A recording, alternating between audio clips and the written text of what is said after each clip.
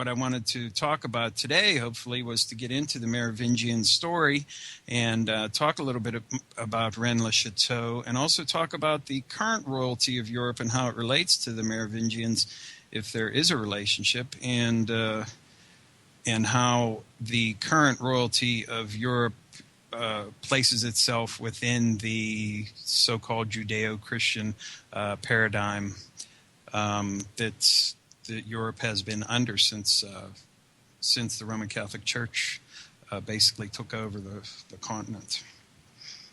Okay, well, it's been many years since I wrote that book, Merovingian Mythos, and it itself was based on years of research that I did before when I was publishing a magazine called Dagobert's Revenge, which was named after the last major scion of this bloodline. And basically, at the time, I started out my research when I was 18 in the 90s, and started with the literature that was available at the time. The most popular book on this subject, the reason why anyone really knows about it, was in the 1980s. There was a book called Holy Blood, Holy Grail, and then there was a sequel to it called The Messianic Legacy.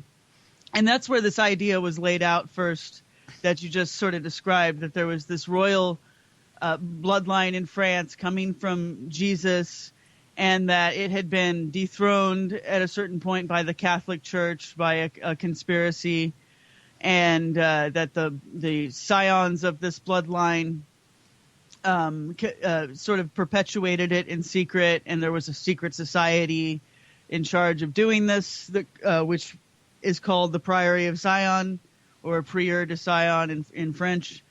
And the authors of those books got this idea basically from decoding literature that had been published by the Priory of Zion itself. They had left it on deposit in a library, and waited for people to find it, I guess. It sounds to me, from some things I have learned, that it seems like the Priory of Zion was sort of instrumental in helping people to find those documents in the first place. So, they were definitely placed there to be found. And then as soon as the members of the Priory of Zion had some journalists who were interested in the subject, which was Henry Lincoln and the other authors of Holy Blood, Holy Grail, they began trying to direct their understanding of the phenomena. And so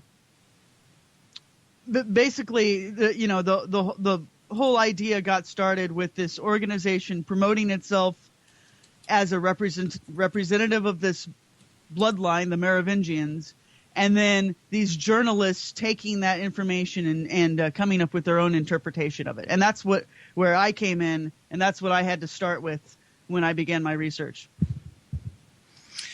And of course, Holy Blood, Holy Grail has spawned an entire, I guess you could say, industry unto itself. And it had its final culmination with Dan Brown's work, which sort of repopularized it for a wider audience, but also in a much more dumbed-down fashion than what was presented in the original works back in the 80s.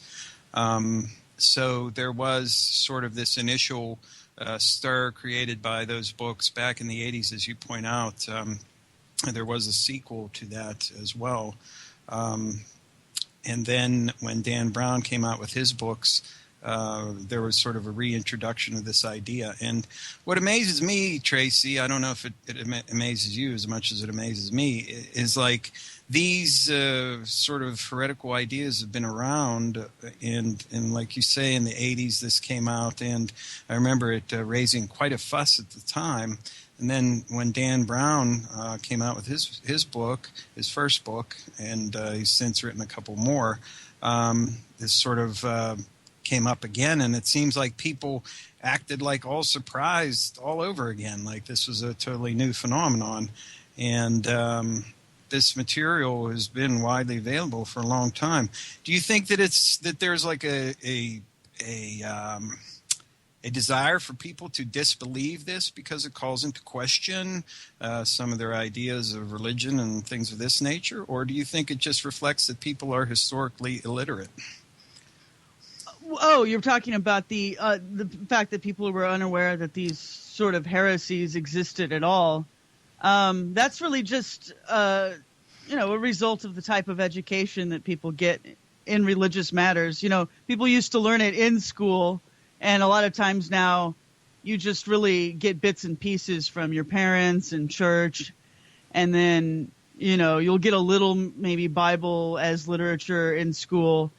And so, I don't know. I mean, it's not surprising at all. Honestly, most people who believe, in Christianity really don't know that much about the Bible itself anyway. And people tend to read it sort of, like I said, in bits and pieces. They'll, like find their inspiring Bible passage for the day and get some sort of personal inspiration out of it. And rarely is it really read in the context of what it was originally said. And then there's all sorts of things about when Bible books were written, the order in which they were allegedly written and by whom. And there's all these books that were not included in the Bible, So, I mean, it's a really huge subject, and to expect people as believers to really have a handle on the history of their religion is unreasonable, because they're not being taught it from anywhere else. And it's very easy to go along in life being a Christian throughout your entire life without really knowing anything about the history of it. You just sort of, you get really vague ideas about what your religion is supposed to be about and the history of it. And, so anyway, no, it's not, it's not that surprising. And in regards to, whether these heresies are true or not, that's, a different story altogether. And, I don't think anyone can say any more than anyone can say whether Jesus was really a historical person or not. I mean, I think that has legitimately been called into question.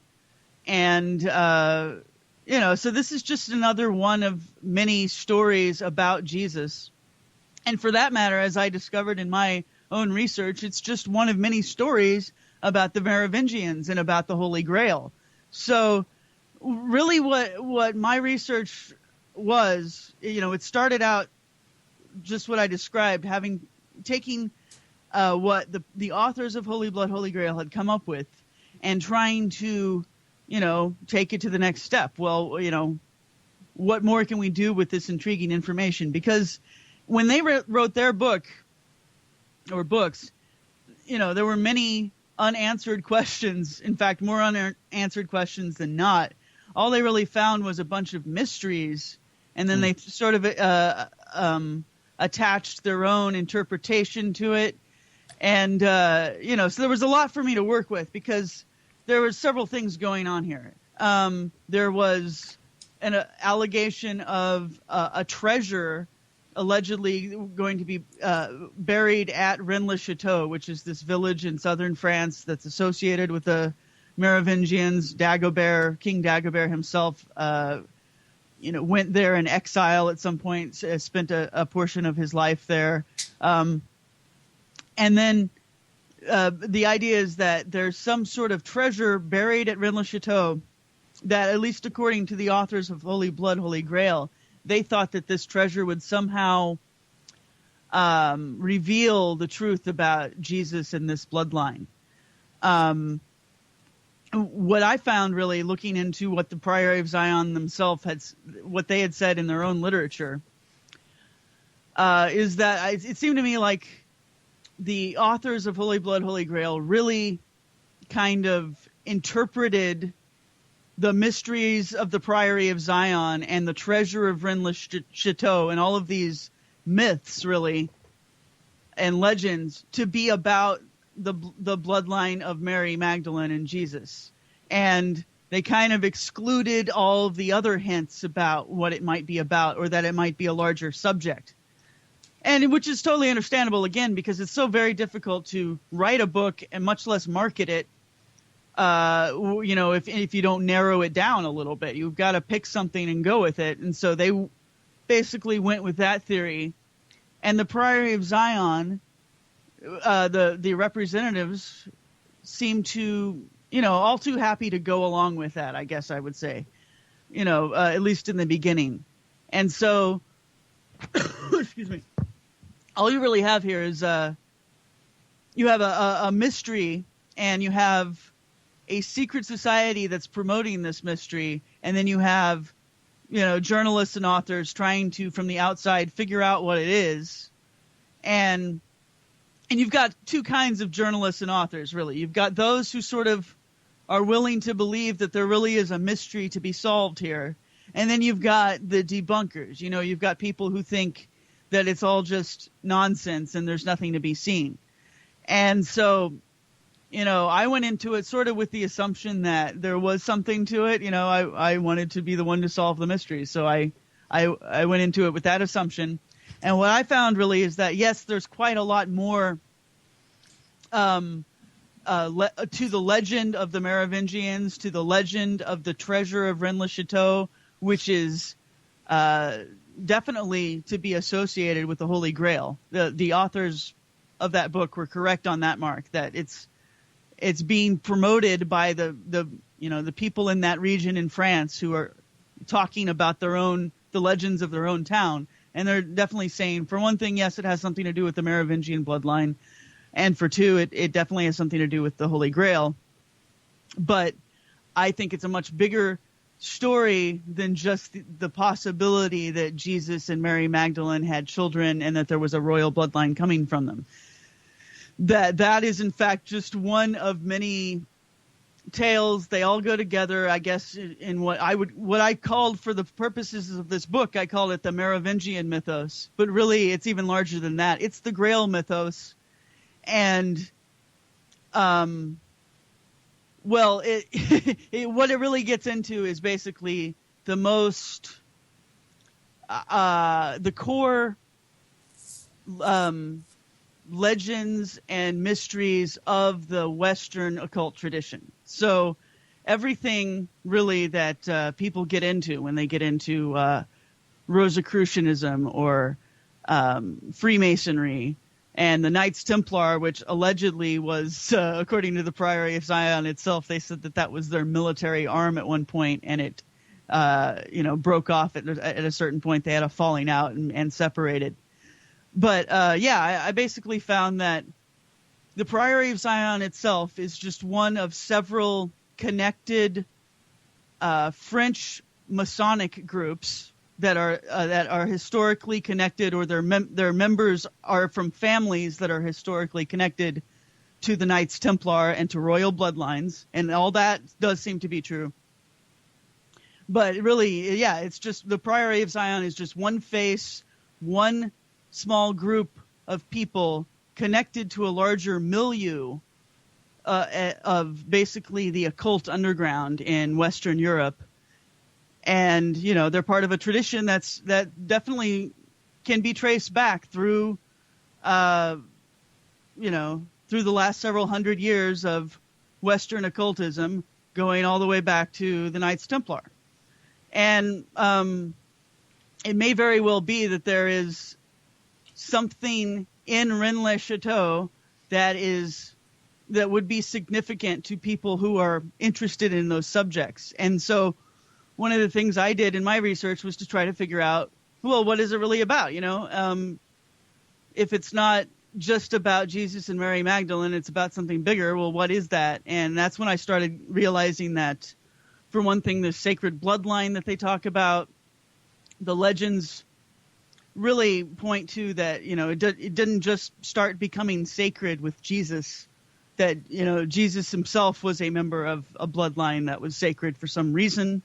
And the real reason for that, as far as I can tell, is that his bloodline, which is really the royal house of David from Israel, and so many other royal bloodlines. In fact, I argue basically all of them, every royal house, every tradition of monarchy pretty much all over the world, what you find is they all have the same story of origin about how their royal house began and why the members of their bloodline are sacred and have a divine right to rule over others, and why they aren't allowed to intermarry with people of other bloodlines. And it all goes back to this idea that, somehow, some way, the bloodline of kings was started by things that were greater than human, whether they're called gods or angels, or, now some people think that they're extraterrestrial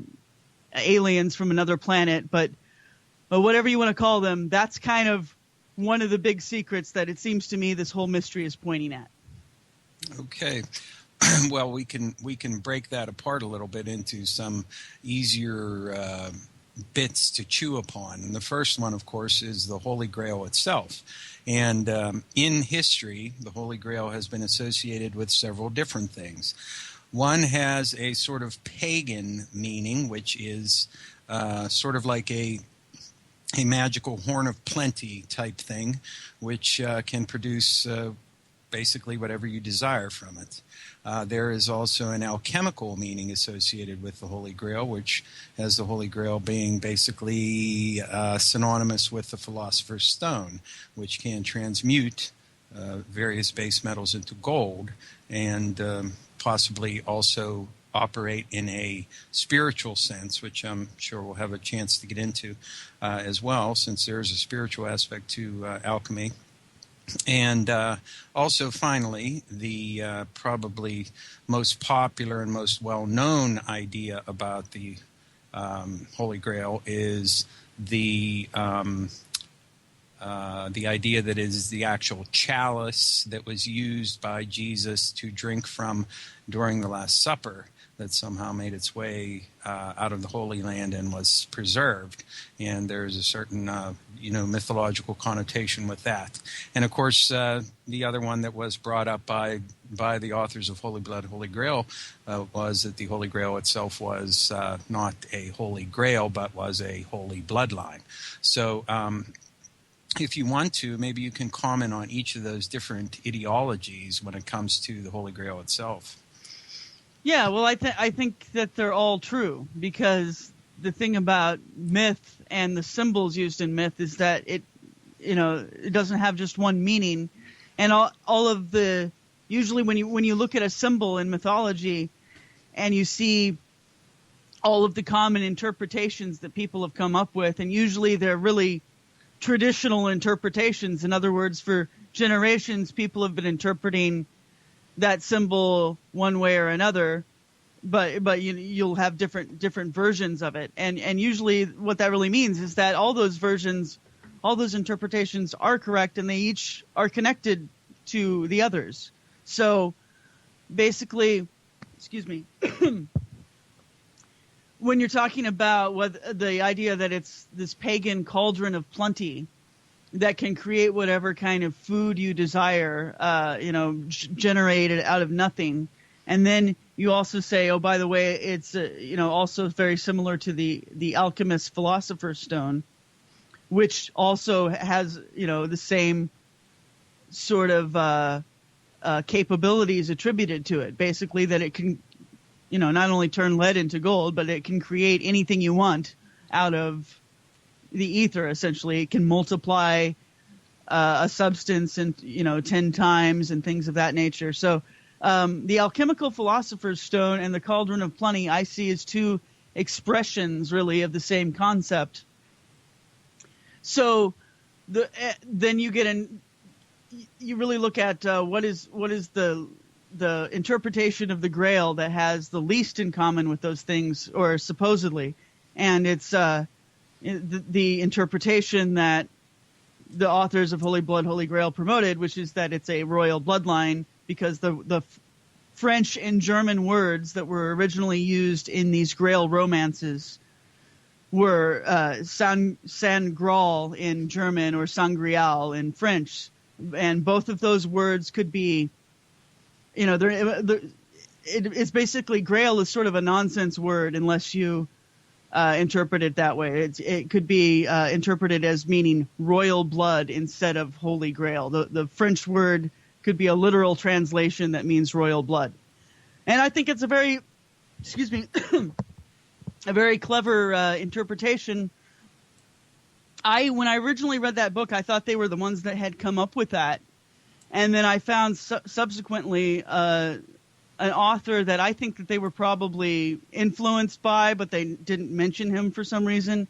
And that's Julius Evola, who wrote about the idea that the Holy Grail is connected to royal bloodlines around the time of World War II. So it's not really a new idea there either, but they sort of rediscovered it. And to me, that does connect. It also connects with this idea of, like you said, the most common interpretation is, to literally take what's said in some of the Grail romances where they said there was this chalice that someone used to scoop up drips of blood that were coming out of Jesus as he was hanging on the cross.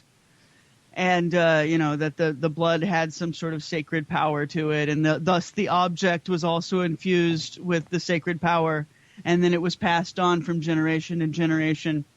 Again, that's consistent if you think of it as a royal bloodline. And if you think of it as that bloodline was passed through Jesus and through his wife, Mary Magdalene, then, the idea is that it was her womb carrying the bloodline, carrying it from Israel to France. So, and that's what the common interpretation of the Holy Grail is. This chalice that held the blood of Jesus, and it traveled from Israel to eventually end up in France. And then there's some other interpretations about where it might have gone from there.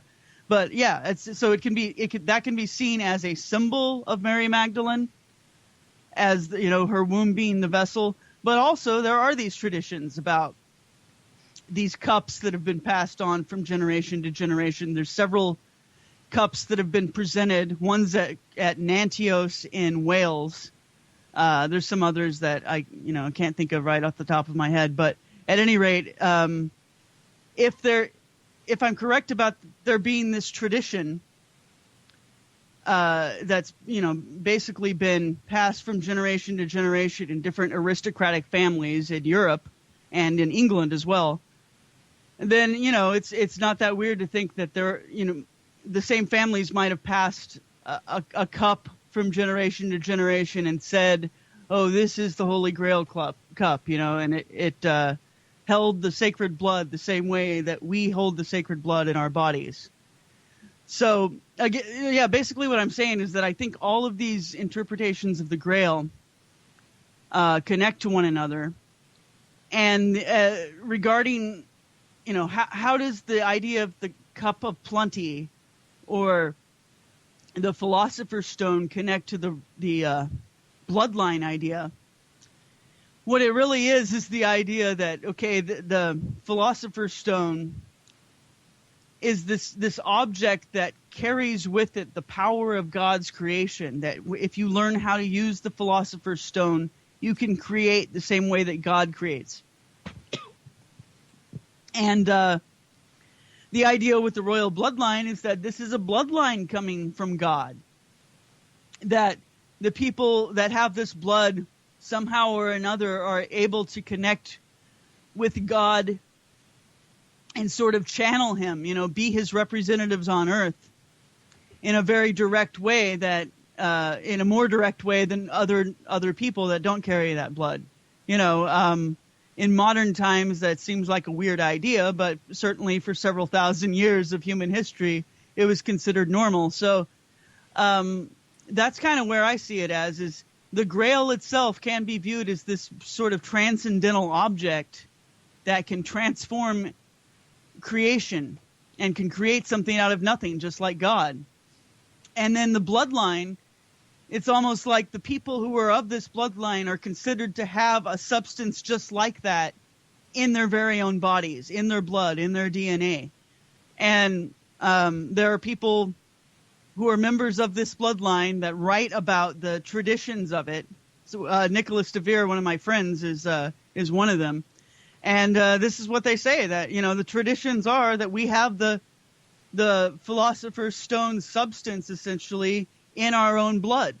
So that's how I see it. That's how I connect all of those ideas. And I think, it's really very interesting when you realize that, yeah, all of those things are connected. And when you connect them all together, then you get a full expression of what the Grail symbol really means. Well, I think it is very interesting, Tracy, that you brought up the idea of a womb, because if you think about the womb and the production of a baby inside the womb, and the idea of blood and the idea of a horn of plenty and an idea of transformation and sort of production out of quote-unquote nothing, a womb serves as a really good metaphor for all of those various aspects, the bloodline, the blood, the actual, a transmutative thing, and a creation thing, all rolled into one. Does that sort of tie into the idea of the sacred feminine in some way? Well, yeah. I mean, for sure. I don't know what to do with the whole sacred feminine concept. To me, I mean, it's certainly there, but I'm kind of disturbed by the way the idea is being promoted and the way that people have connected it to the Grail mythos and things like that. From what I can tell, a lot of this is really influenced by a book that came out, I think, in the 1940s. And it's called When God Was a Woman. The author's name is Merlin Stone. That's like her pen name. And she was a really well-known feminist. And it's a really good book in a lot of ways. And, it's definitely opened my eyes to a lot of things. And what it's about is this idea that the first societies on Earth really were matriarchal, and the first religions were matriarchal. And then there was some sort of upset at a point in history where, basically a patriarchal society rose up and took over. And what I found was interesting about that book is the way they sort of promote the matriarchal religion as being superior to the patriarchal religion. But then in that very same book, it describes what the matriarchal religion was and how it sort of came about, how an original relationship between the original, I guess, goddess queen figure, that's what they're saying, that the original goddess in the ancient world was what the Mesopotamians called Inanna, and that, initially there was really a royal personage, a queen, that this was all modeled after, and the core myths of that original religion, which have then been passed down to in a morphed form to our later religions in history. The original core myths were about her interaction with her son, and how, I mean, it's really quite sick. Originally, according to the deconstructed story that Merlin Stone came up with after looking at the myths, this is how it went. There was this queen figure. She demanded that everyone worship her and her womb as sort of the bringer of all, that she was the one that gave birth to everything in the universe. And she's just described in this way that it just sounds like she was an awful narcissistic woman, who, just demanded that everyone serve her as a slave. And one of the people that she demanded serve her was her own son. And, that their relationship started out early on as a sexual and abusive one. And that at a certain point, he kind of got sick of this. And at a certain point, I mean, we're talking about a boy, a boy of maybe 12 or 13 years old is the way it's described. and he did something to offend her, and she murdered him in a fit of rage. And then there was this story that was created where actually she was the victim, and someone else killed her son, and she was mourning over his death. And so the original story, according to Merlin Stone, got morphed and turned into what we know now as the Sumerian story about Inanna and Tammuz, her son. And and then there's this religion that's based on this story. And it's just kind of interesting that it's basically it was a horribly abusive culture that this religion came out of.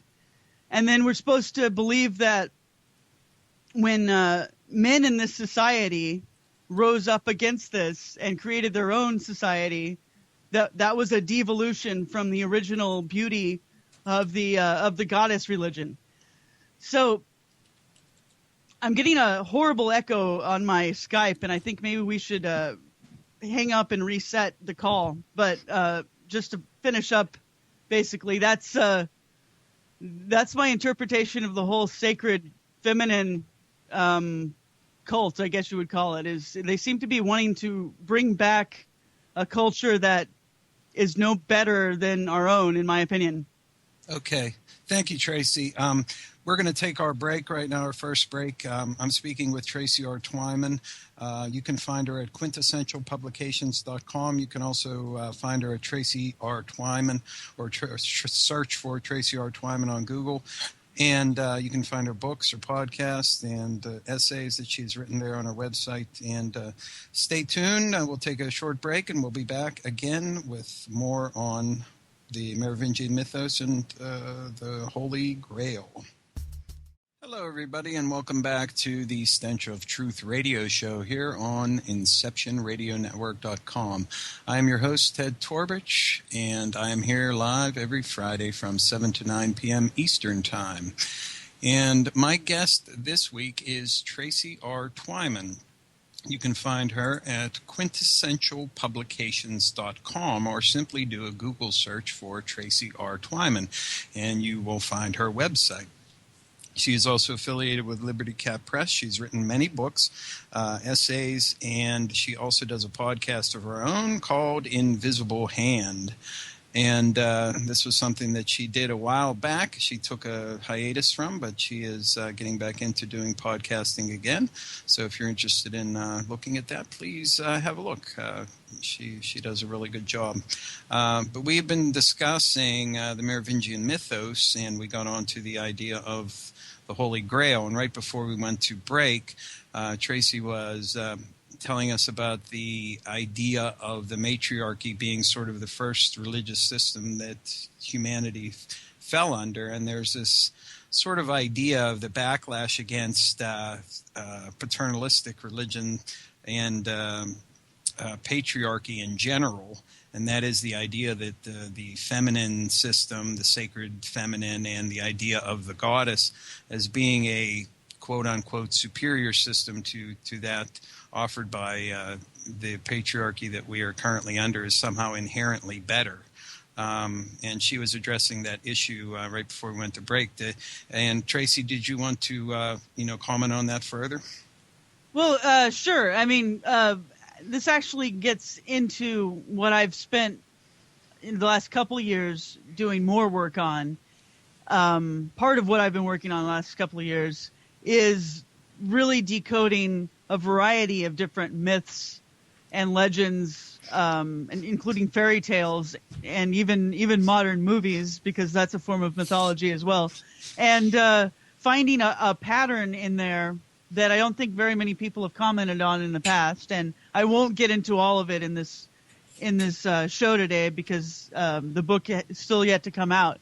But one of the things I really got onto was realizing how many of these myths are telling horrible stories of child abuse in a fun and entertaining way to make you worship the principle of child abuse. Really, I just became sort of horrified to realize how much of religion is based on child abuse, child sacrifice, having sex with children, and other forms of abuse. And then it really becomes sort of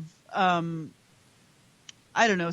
You can find these things really deep encoded in a lot of these myths, and but one of the things that really woke me up to that element of mythology was reading about how, like I was saying, this author Merlin Stone had deconstructed the ancient myths and found that they were really about this original goddess queen figure, and then how they tell the story of an uprising, really of what seemed to me like a class of men who had been under this rigid structure where they were considered literally to be the slaves of these priestesses that worked in the temple, where the main goddess figure or queen was worshipped, and that there were all these boy slaves that were frequently sexually abused and then sacrificed by the women in this temple.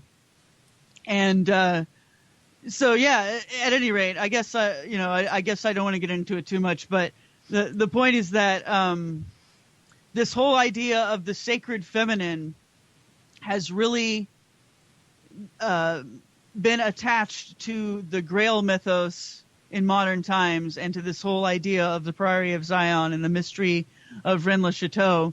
And all I can say about that is, we live in a time where the most popular books in the occult section of the bookstore really are those that target the New Age market segment. Occultists really don't tend to buy books very often.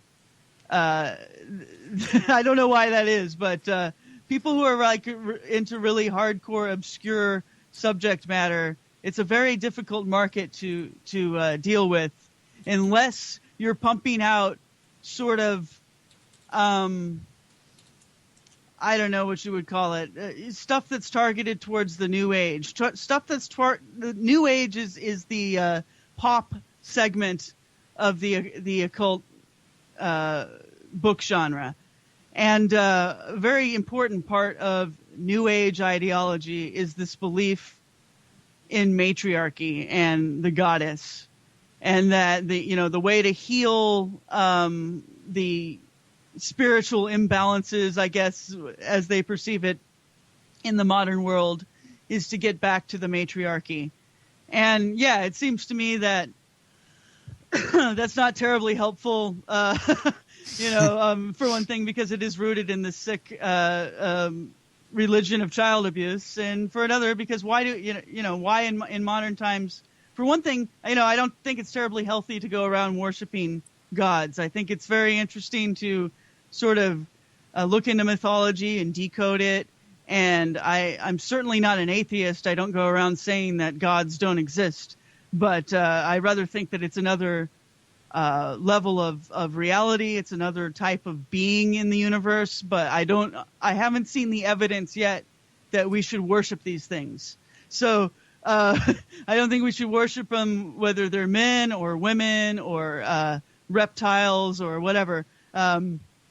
I think we should just look at this stuff and try to figure out what it means. But, I don't really understand why people need to get on their knees and worship anything. So at any rate, that's my 2 cents there. Actually bringing Go up ahead. actually bringing up the idea of child abuse is rather timely, considering that we have a major scandal unfolding here in the United States right now with the Penn State second mile fiasco that's going on out there, and of course with the ongoing revelations of child molestation happening within the Catholic Church, which periodically pop up from time to time in settlements and or fresh allegations that come out. And as far as religion and God and all of these things go, it's something for individuals to make up their own mind about. But I'm of a mind to agree with you, or perhaps even take the gnostic approach that if there is a God that created Earth here and all the things that are in it, that God is in fact insane. And if that is the case, then it's certainly not a good reason to be worshiping him or her or it or whatever you want to call it. So, yeah, go ahead. Well, yeah, I guess I have talked a little bit about the subject of my next book, and you can find some of the articles on the website. So I would like to talk about it a little bit because it ties in exactly with what you're talking about. Well, please do. Share with us what you like. Yeah, okay. So first of all, I want to tell people where they can read about some of the things I'm talking about.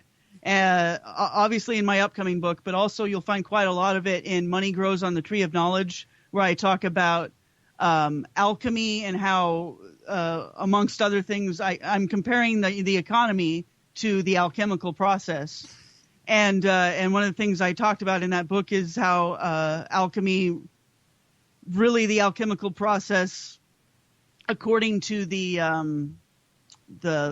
literature about it, which is full of metaphors and codes, the metaphors and codes all seem to be pointing to the idea that the real alchemical substance, the philosopher's stone, if you will, is children, and specifically eating children or babies, and and drinking their blood and breaking them down into their constituent parts by boiling them alive, and then adding other substances and reconstituting it to make gold, and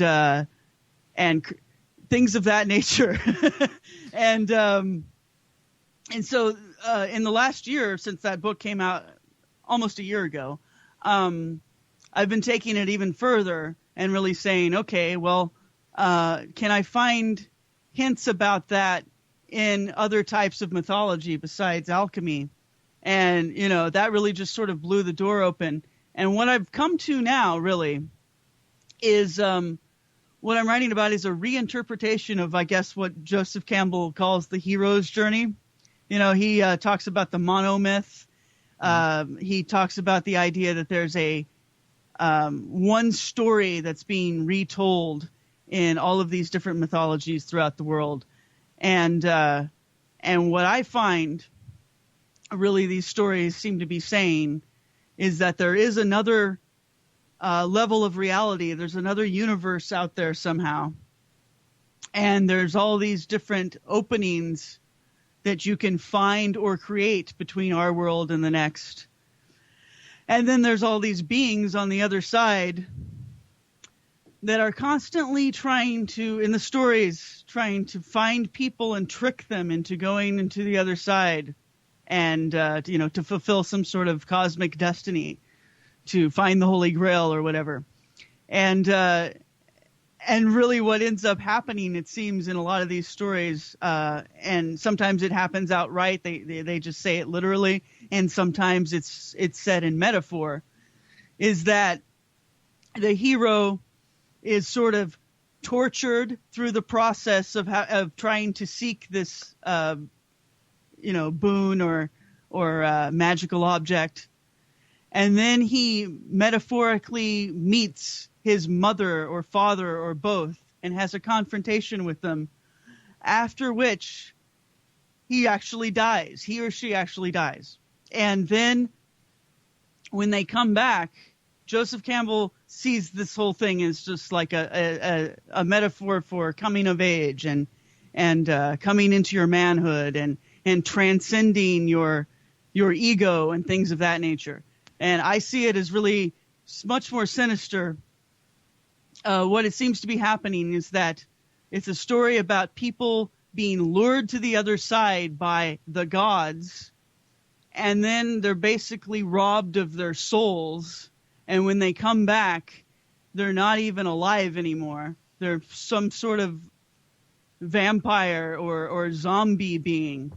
And that's, and this is, I know this sounds bizarre, but this is really what it sort of seems like, is that all these myths are telling you that the gods are feeding off of you. And they're constantly trying to get you to abandon your body and go over to their side, where it seems to me what the myths are saying is that they make use of your soul substance, they eat it, or in some other way, obtain power from it. And then your body itself is, now vacant, no longer has your soul in it, and something else comes along to take its place. And in religion, that's presented as, oh, you've died and been reborn. But in reality, in my opinion, we're talking about possession.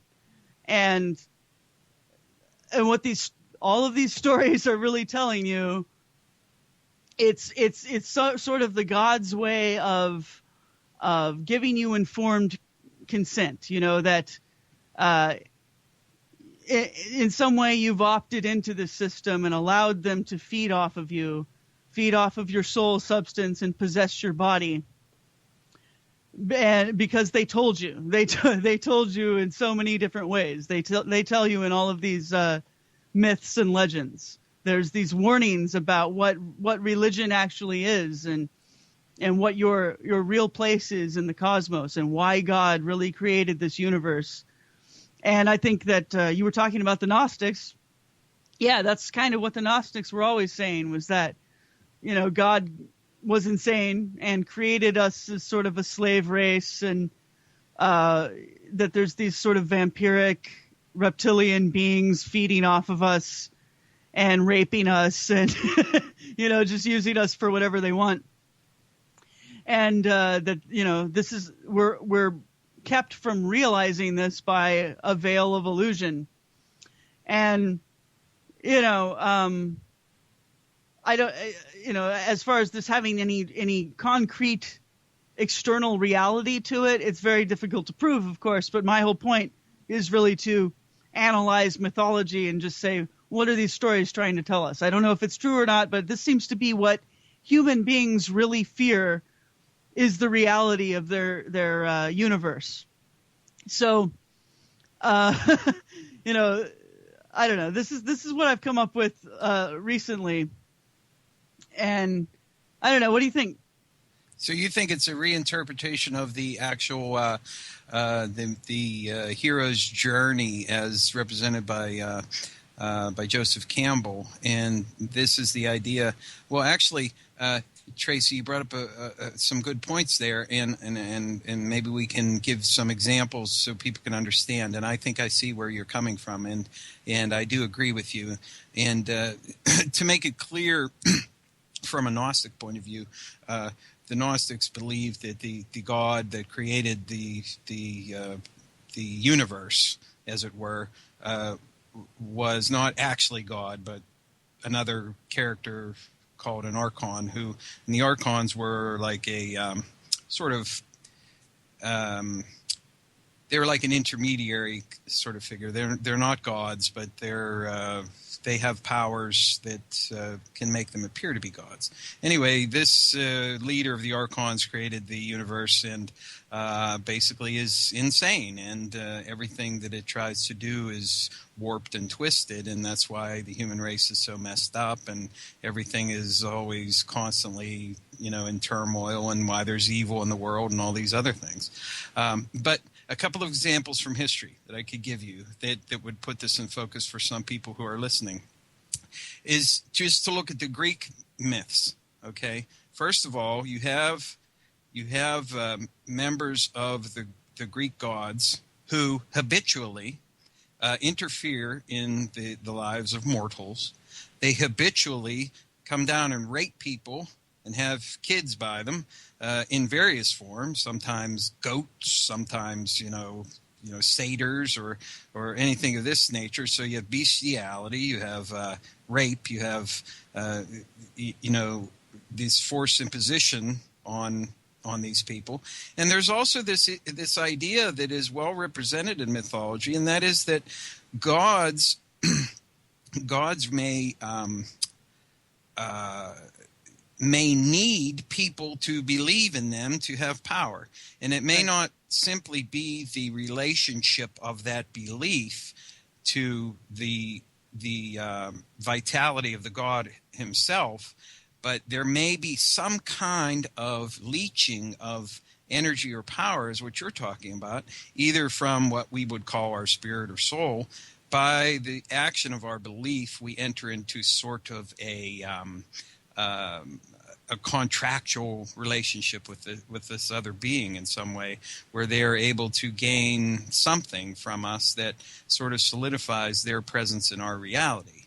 And those are some good examples, I think, of what you're trying to get to. Would you agree with that?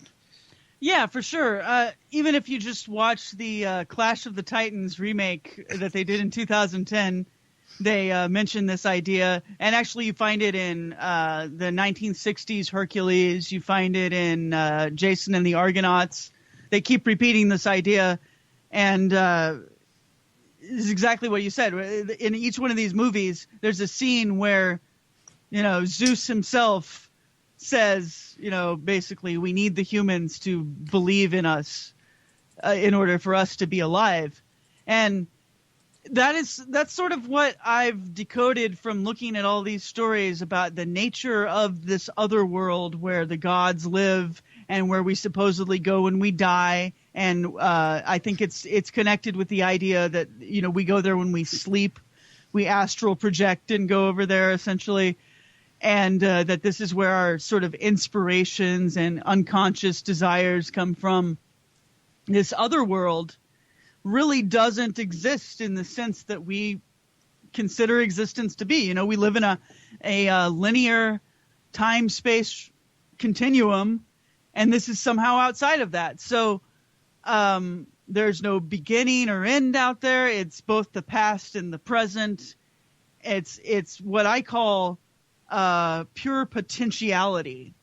And it's only when we interact with it that it gains any sort of reality. It's sort of the idea of I think, isn't this the Heisenberg principle? Is the idea that when you observe reality, that's when all of the possibilities of what reality could be sort of collapse into some finite sense of reality, is when you actually observe it. And I think that that's sort of what's going on between us and the other world. And that's why you have so many different stories, about what it's like to interact with the gods and what the nature of our relationship is with them. You have so many different human perspectives on it, but at the same time, there's a continuity there. I think that we're interacting with something that's definitely there, but it doesn't exist in the same way we do, which is why it's called the realm of the dead, because it's not really alive. And that's why I think, so many of these stories about, vampires, for instance, a lot of times it seems like that's what they're talking about, the idea that there's a race of humans on Earth that have gone through this process of dying and being possessed by something from the other world, and now they're sort of transcended. It's like they sort of live partially in the other world and partially in this world. And I think that that's really, in a way, what some of these figures in history also were. I don't know, I caught a little bit of what you said at the beginning of this interview. You were telling people about, you were telling people about Merove, the progenitor of the Merovingian bloodline. And there was this story that he was born of this bizarre union. His mother was already pregnant, and then she went swimming in the sea and was raped by a sea creature called a Kenotar. And then so she became doubly pregnant, and somehow the two natures intermingled, and he was born. And then the bloodline from him was always sacred. I think the metaphor there is this idea of this commingled reality where these transcended beings are both dead and alive. And I think that the tendency to be one of these transcended beings does reside in certain bloodlines, that they have a tradition of doing it. And, that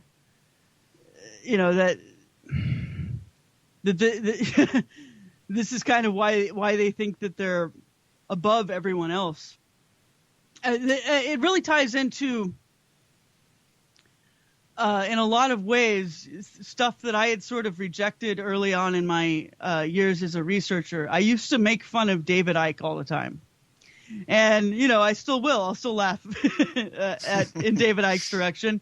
This is the guy who talks about that he says that the world is run by reptilians that are from these bloodlines that I've been talking about. He says, the world is controlled by people from royal bloodlines, which is true. It's absolutely true that not only, are there still all these aristocratic families out there, but people in positions of power, even in elected democratic governments, tend to be from these bloodlines, and that's why all of the U.S. presidents can be connected to the Plantagenet King Henry II. And Plantagenets are descendants of the Merovingians, ultimately. So, you really do have people in positions of power all over the world that come from these bloodlines. And David Icke says that because these bloodlines, according to their mythology, were really spawned by creatures from another world, and a lot of times these creatures are represented as reptilian, like the serpent in the Garden of Eden was. That's still the nature of that bloodline today. That these people are really reptilians underneath, and they go around basically projecting a hologram, or they have some fake skin or something over their reptilian bodies, but really they're aliens. Well, I don't know about the literal reality of that per se, but my research has tended to corroborate some of what he's saying, in that there's definitely a tradition in these royal families. And my friend Nicholas DeVere has written about this quite a lot. He says he's from one of these families, okay? And he says that he's writing about the traditions of his own family. And basically, yes, they believe that they came from something greater than human. They call it the dragon race. And that their blood is, superior to other people, and what they mean by that is that they are able to channel the powers of their own ancestors, that they can do little rituals, that we might consider satanic or occult rituals, that are really the royal traditions of their own family. And through going through these rituals that include drinking the blood of other family members, they can tap into this other world and channel the powers of their own ancestors and be possessed by them. And that this is part of what gives them superior wisdom and psychic powers and all sorts of things that he believes make them superior. So, in a way, if you think that, well, maybe there are families all over the world that believe that, and they're elite, they're in positions of power, they have money, and they're either practicing rituals like that, or at the very least they have traditions about that in their family, then you can see why a story like the one David Icke is telling could get around. And maybe to a certain extent, because, a lot of David Icke's main sources on that subject in the beginning were psychics, basically saying what they were seeing or what they felt. Well, heck, I don't know. I can't argue with that. Maybe they're seeing something maybe they're seeing the spirits of these people's ancestors possessing them, and it comes across to them as a person that's actually reptilian. So, but what I think is going on really is what I was just describing earlier, is that, when these people are being possessed by their ancestors, they really are being possessed. Their own soul is kind of taken away from them and replaced with that of some demonic being from the other side. So, I guess what I'm saying is I think that there could be all sorts of zombie beings like that out there, really. And, that it could very well be connected to this royal bloodline. And that to a certain extent it could give them, superior powers over other humans. And, but it's like part of their self-preservation really is to keep people from knowing that. I think that, that's in all of the like modern vampire movies, what the story that's always told really is that there's this underworld of vampires, and they sort of have this self-contained anarchistic society. They all know who each other are, but they can't let anyone else know that there are vampires, or else the humans will just come and kill all the vampires. But they live forever. They have superior powers of intellect and speed and psychic powers. And because of that, because they are superior, they can't integrate with the rest of society. They have to form an elite order. And there can be no law on them, because they are by nature above the law. They can, but just by their superior powers, they can transcend any law that humans would make up. So the only law that they have in their own society is, like the Fight Club. It's the only rule is, don't talk about it. The first rule is don't talk about Fight Club, and the second rule is don't talk about Fight Club. Right. Yeah. So go ahead. I wanted to interject something if I could. I'm going to be having on the show in the future John Lamb Lash. I'm sure you're familiar with him and his work. He talks about the Gnostics, and he talks about the Archons as being sort of like inorganic beings. And when you talk about zombies and people being dead and reborn in some way, could this be like an intrusion into our organic lives by inorganic beings in such a way that they come across as being sort of like zombie-ish or zombie-like, just carriers of an alien intelligence sort of thing? Yeah, that's pretty much what I'm talking about. And I only came across Nash's work recently in the last couple of months, but I was kind of astounded that he had, just by looking at Gnosticism, found the same thing that I was finding in all of these myths and fairy tales and things like that. And so, yeah, I think his research is great. I think that he is sort of describing the same thing I'm describing. And, as far as what these beings are, what their nature is, it's just so impossible to tell, really. It does come across as robotic, I think, to us, because they don't have personalities in the same way that we do. They only have personalities when we translate that for them. So. And isn't it true, Tracy, also that there are a lot of people who talk about this, and David Icke is one of them, and that is the idea that these elite families, these people who are actually the rulers of the world, they are clinically indistinguishable from psychopaths in that they really don't have any compassion. They don't have any feelings for other human beings because they believe that they are, in fact, superior to them. And, it's very much like a vampire, I guess, in one way, because they look on us for whatever it is that we can give to them. And if we cannot give them anything, like a vampire needs blood, if we can't drink your blood, then you're useless to us. So, in that sense, I mean, even apart from their, what their nature is exactly, there is that being said by almost all researchers who look into this, is that all of these people are psychopaths. Well, yeah, I mean, I kind of, I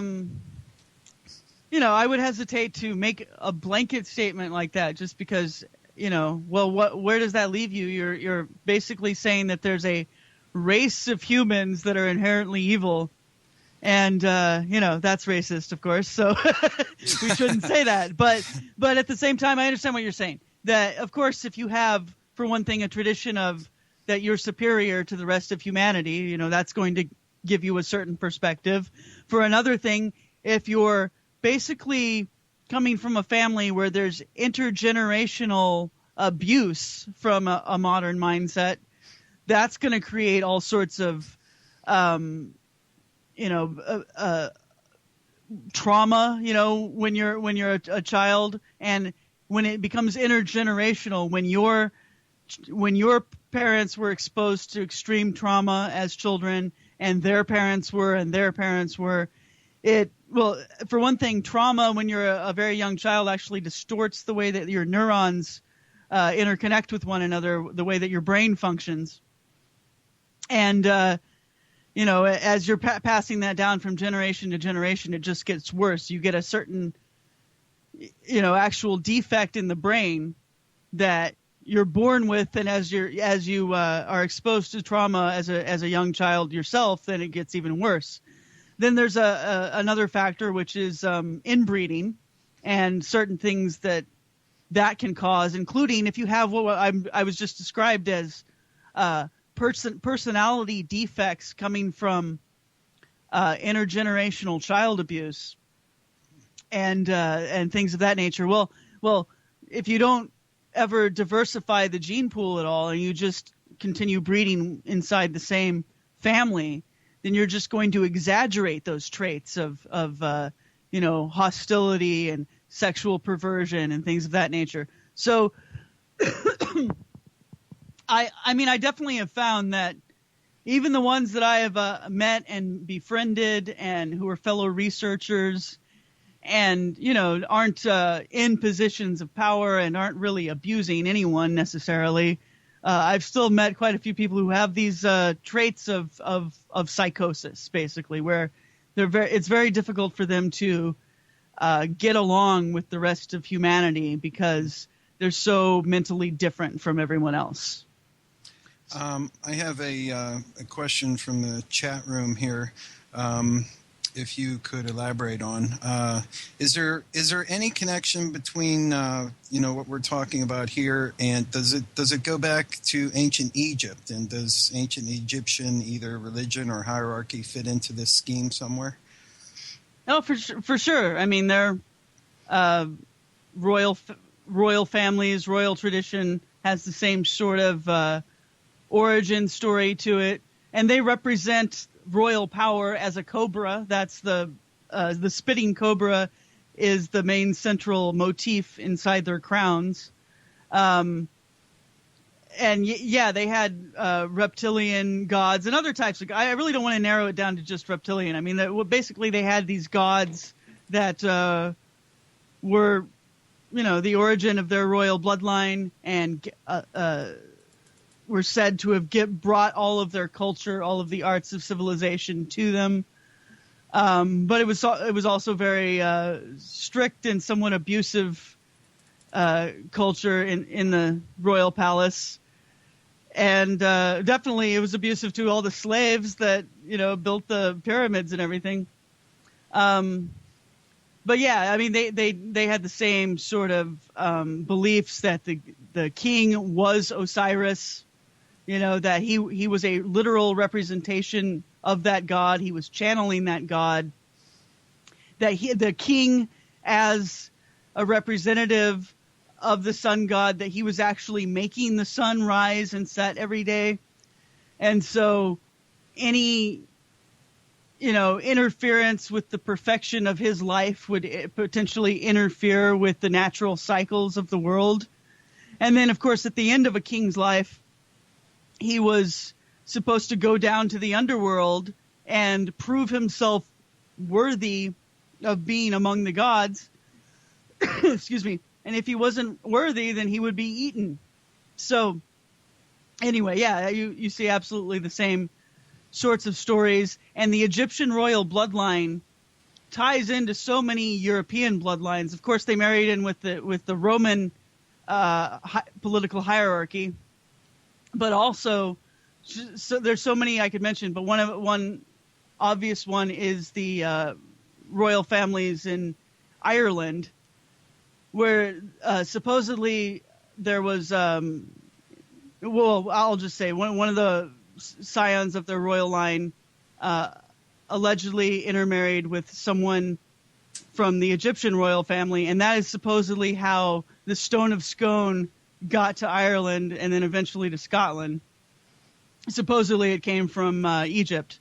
We're getting the whole echo thing again, I've noticed. Yeah, we're coming up to a break right now anyway, so what we'll do is we'll reconnect on the break.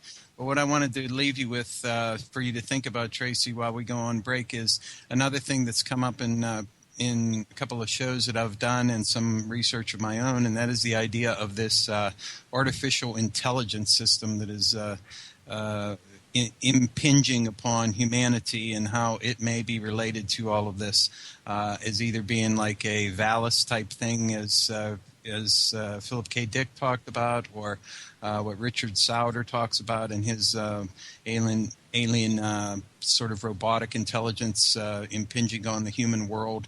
And if you see this as being some factor in all of this that's going on. So you think about that, and we'll come back after this short break. So stay with us, and we'll have more with Tracy R. Twyman. Right before we went to break, I asked Tracy about the idea of a sort of artificially intelligent machine intellect, which I have heard a lot of researchers talking about. And we have seen this talked about in the past as well, with Philip K. Dick talking about Valis, the vast active living intelligence system, and Richard Sauder recently talking about shamanistic journeys that he has taken, which has revealed to him the idea that there is this artificially intelligent intellect which is sort of dominating the planet Earth and seeks the destruction of all organic life, and which is a rather vast and very terrible thing to consider. And I had asked Tracy if she saw some connection here in this idea with the research that she has done. What do you say, Tracy? I don't know if, excuse me, if I would say that this outside intelligence wants to destroy us, per se. I think it's kind of like a parasite. So it doesn't necessarily want to destroy the host, but that may end up being the case. That often is the case, that the parasite, gets out of control, and then the host dies, and then either the parasite itself dies or it has to go find another host. So, but your question is, do I see these beings on the other side as possibly being related to that concept? And I do indeed. In fact, I think that to a certain extent, that's why you can think of these other beings sometimes as being part of the same larger being, where it seems like a lot of these gods take a lot of different forms and names. There's a lot of different manifestations of them. And then even in modern monotheistic religions, which tend to be sort of a little more philosophical as opposed to animistic, that's sort of their whole point, is that, God can be the Father and the Son and the Holy Spirit all at the same time. I think it just connects to this idea I was saying earlier, which is that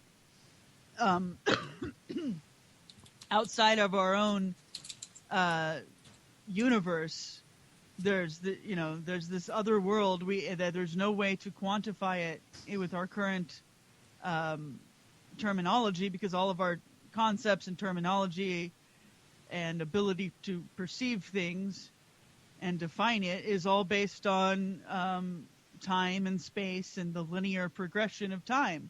So if this is a reality outside of that, then there's no way that we would be able to understand it. And our mixed perception of the beings on the other side as being either one being or several is just a representation of that. I think that the story of the Garden of Eden used to just really, it still mystifies me so much. I mean, I could really just trip on that story really hard any time, you know.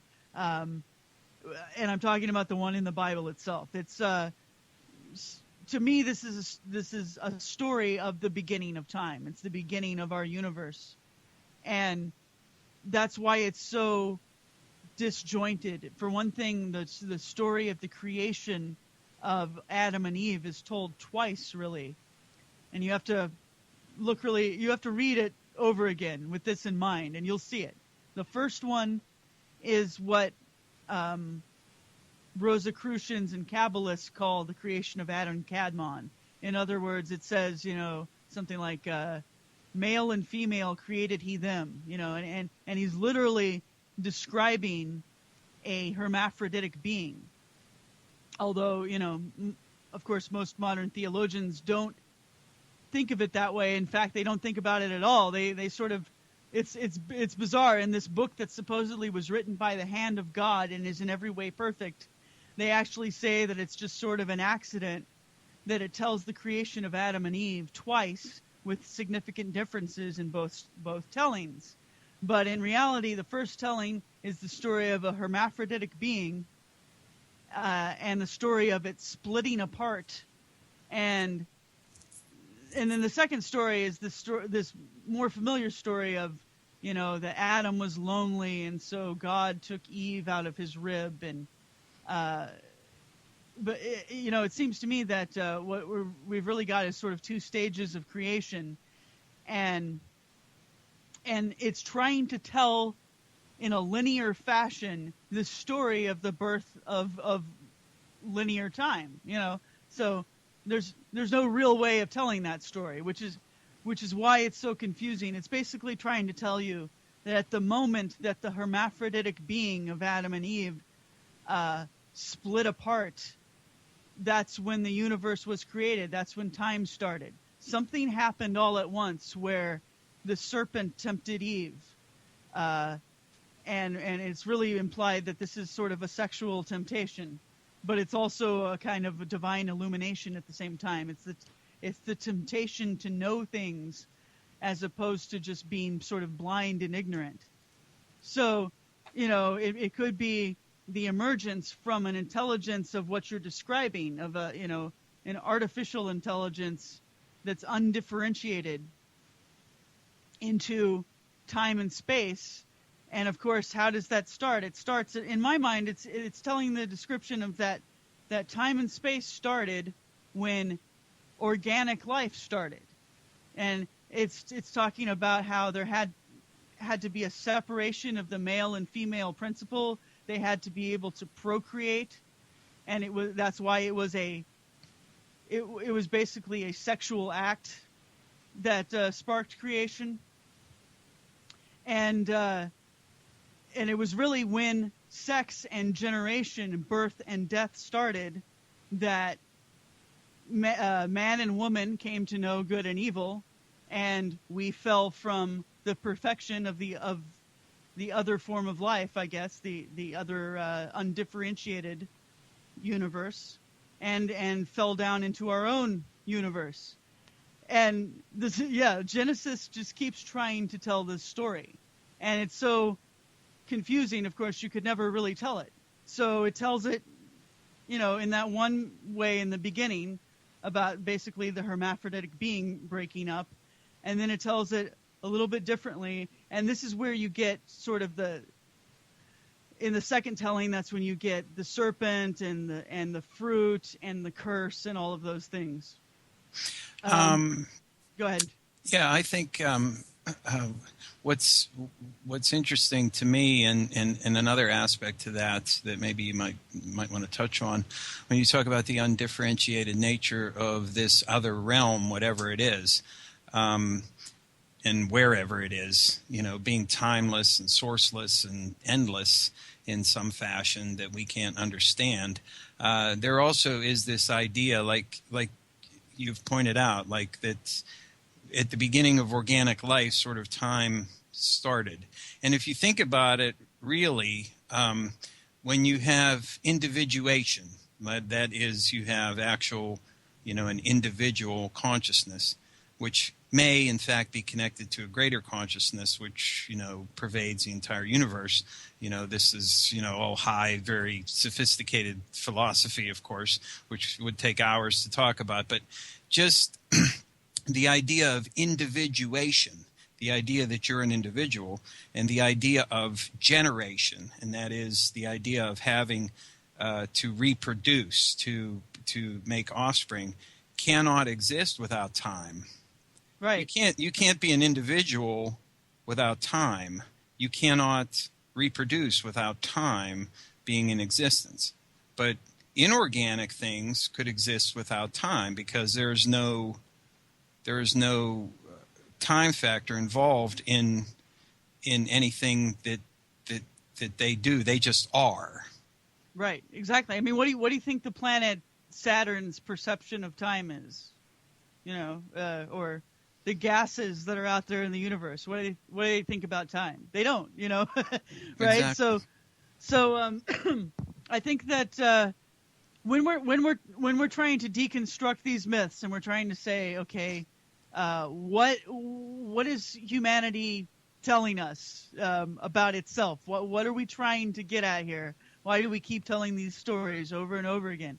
And when you're talking about the possibility that there's an inorganic form of intelligence on the outside of our universe that might have created our universe and us in it for some purpose, it seems to me that what that might have been is that it is a computer, essentially. It is an artificial intelligence, and it is trying to process all of the undifferentiated information in the universe.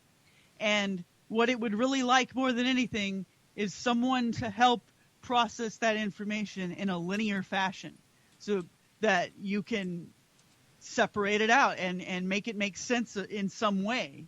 And so that may very well be, the purpose of our creation. And that's really the slave work that we were put here to do, is just be conscious.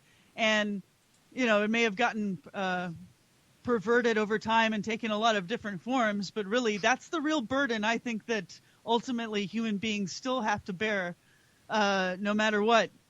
And you can change things on Earth. You can have all sorts of social reforms and try to change all of the negative aspects of existence, but still I think you're left with the fact that there's birth and death and pain and all of the reasons why Buddha says that existence is sorrow, and that I think is the burden that we have to bear on behalf of the gods. That's why they put us here, is so that we could experience that pain, but also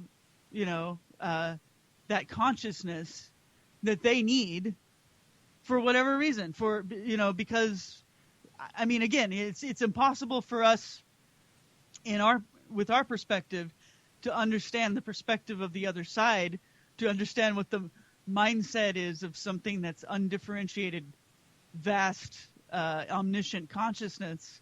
But this is just something I came up with, a little, basically based on my own little shamanic journey that I took one day, and I was pondering the subject, and that's kind of what came to me. And then, I saw some indications of that when I looked at the story of the Garden of Eden and other myths again. But basically, yeah, that's what I think it might be. Yeah, and I can also say that I saw streams of this as well. A sort of inorganic kind of mechanistic underpinning to reality. in some of the limited experiences that I have had as well. And it's a way of looking at things that is vastly different than what humans really experience reality as.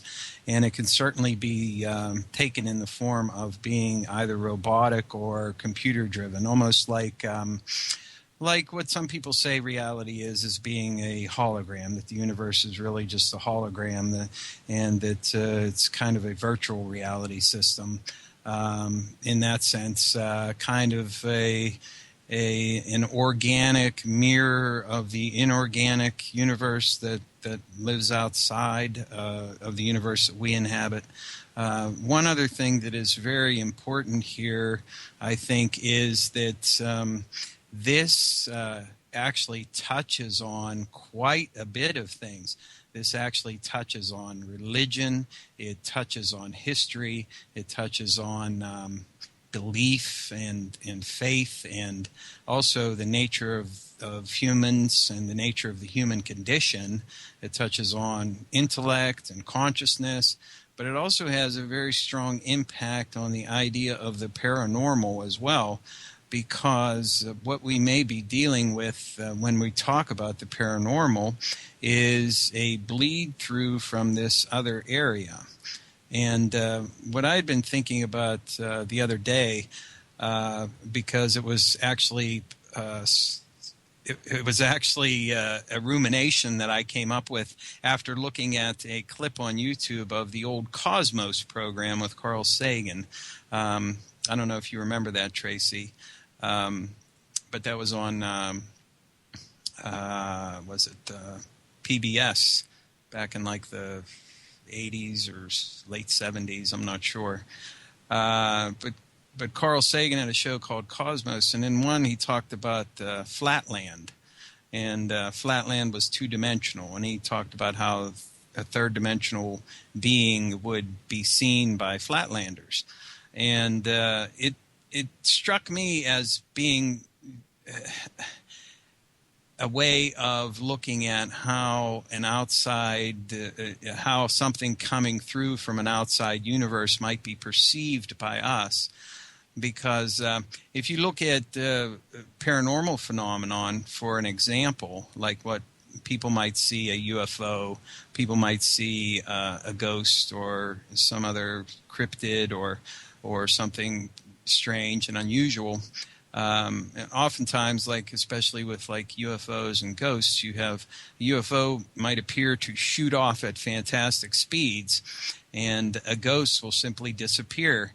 And that kind of struck me as being an interesting idea in that we may be dealing with different dimensions in this front as well, and that when you see a ghost per se, you might just be seeing a two-dimensional being, and when it disappears, it's not going anywhere. It just turns sideways, and because it only has length and width and no depth, it literally cannot be seen side on. And UFOs could be viewed in a similar way.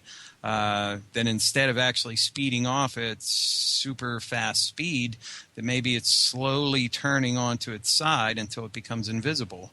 And as it does that, it gets smaller and smaller and smaller. Just another way of looking at the paranormal and looking at the idea of this other realm as being possibly, another dimension of some kind, or existing in some fashion that's difficult for our minds to understand.